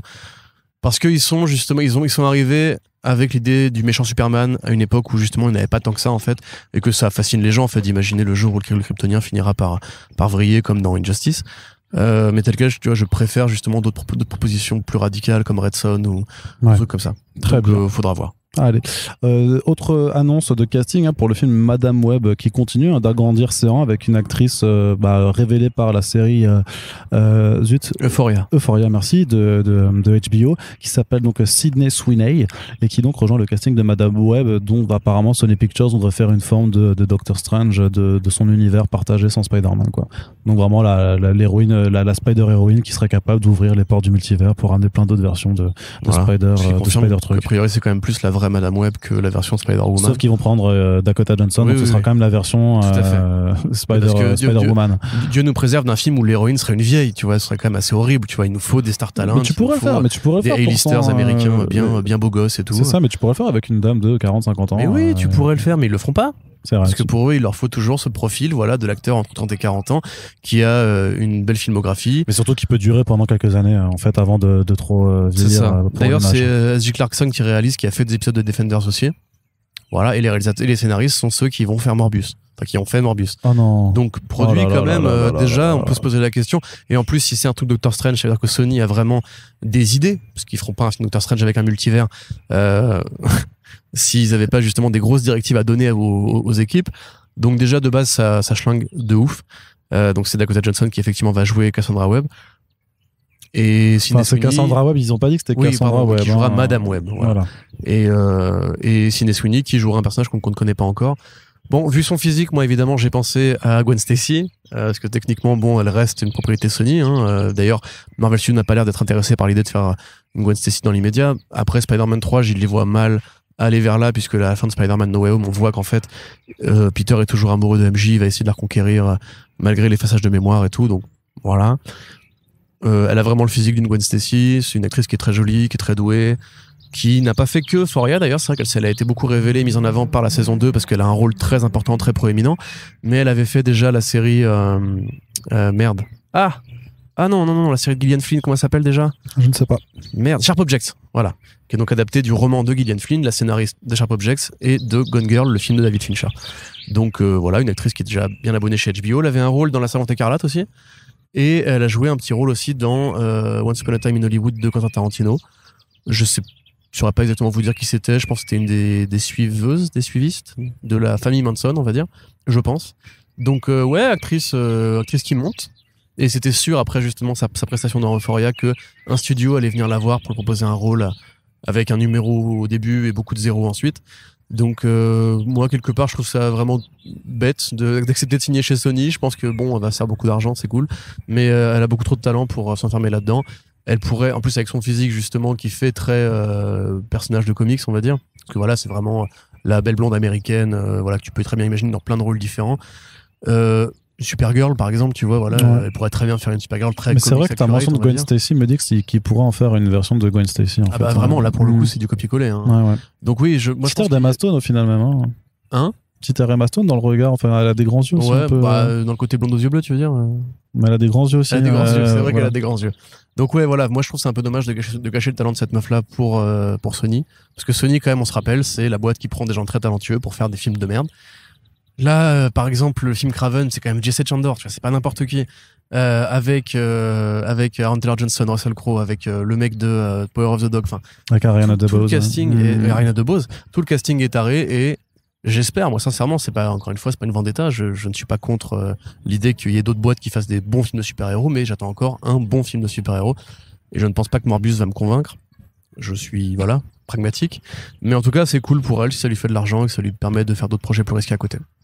Et justement, voilà. En parlant de projets plus risqués, ou pas d'ailleurs, mais on apprend que le Deadpool 3 chez Marvel Studios, ça reprend vraiment du poil de la bête, le chantier se remet en place avec un réalisateur qui a été trouvé et qui n'est autre que Shawn Levy, un pote de Ryan Reynolds, puisqu'il a fait Free Guy, ils ont fait Free Guy ensemble, qui était un des seuls films 20th Century Studios qui n'a pas été vraiment sabordé par Disney dans sa campagne de promotion et qui a même été mis beaucoup en avant. Et on le comprend, puisque c'était clairement un film très entertainment friendly et surtout dans lequel ils ont pu se placer des caméos par rapport à leurs autres propriétés de Star Wars et de Marvel.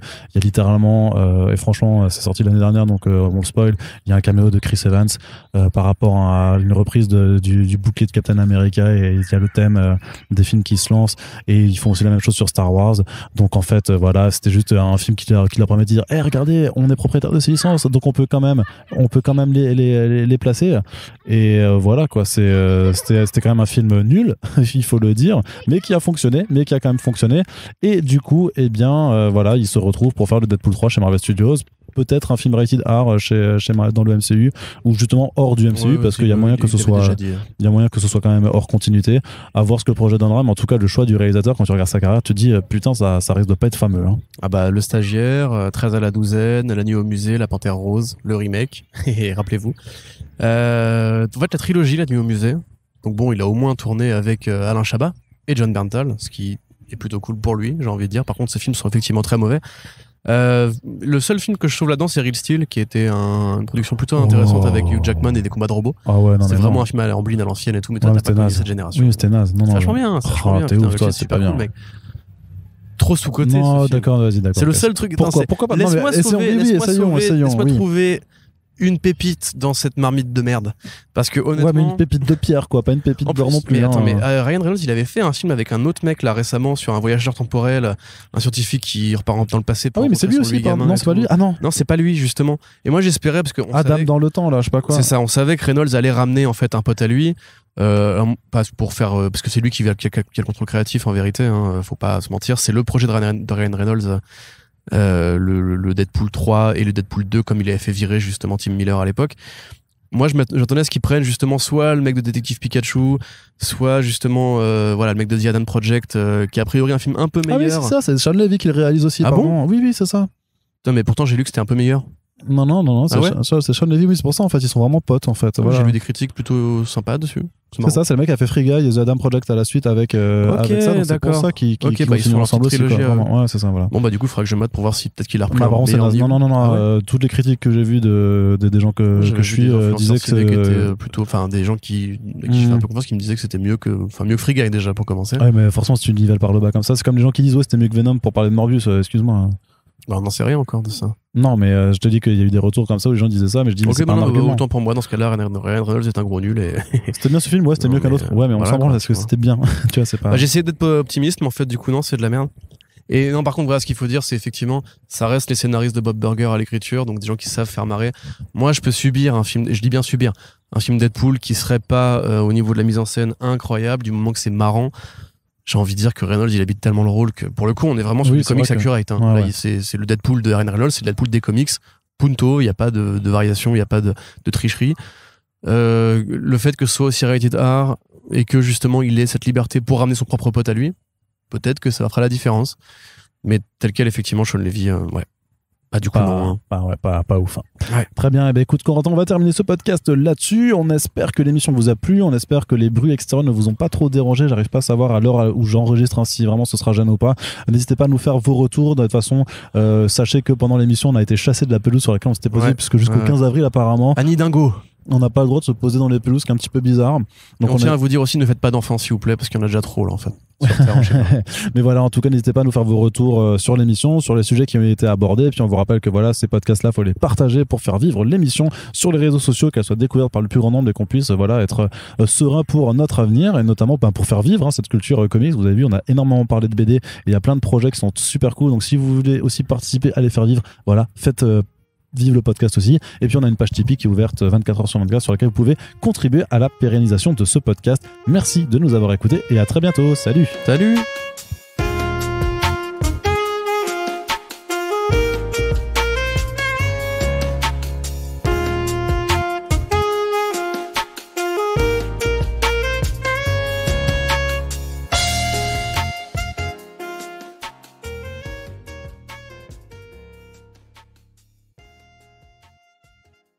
C'est vraiment génial ce que tu fais, Arnaud. Ah, merci, je le sais. Adoré ton article sur Martin Scorsese. Ouais. Vraiment, je me suis dit, il a des couilles, ce mec. Ouais, complètement. Le mec, tu vois, il voit un film qui fait 1 milliard, il dit non. Pas de ça chez moi, ça je respecte. Ouais, c'est ça. Ça, je pars à Hanouna d'un coup, là. Ça, c'est vraiment mon pote. Ouais. Ça mélange les deux, c'est. Lui, c'est vraiment mon pote, c'est vraiment un mec bien, on se connaît bien. Ouais, chérie. Je peux vous dire, moi, franchement, c'est un bonhomme, c'est tout, c'est un bonhomme. Ah, c'est super, c'est que de l'amour, de toute façon, Corentin. Alors, on va laisser la parole à Gilbert Montagnier qui est venu nous parler de sa BD préférée aujourd'hui. Salut. C'est pas quelle voix, Gilbert Montagnier. Il y a une voix un peu plus nasillarde, je crois, mais bon, c'est pas grave. Allez, bref. Allô. Ouais. Tu veux faire un podcast avec Gollum? Oh, oui. Et ce soir, on a Gollum avec nous pour First Print, c'est incroyable. Alors, Gollum, c'est quoi ta bande dessinée préférée? J'aime bien les comics, oui. Ils sont précieux, tes comics, c'est ça ce que tu veux dire? Oui, c'est précieux. Ah, super, allez.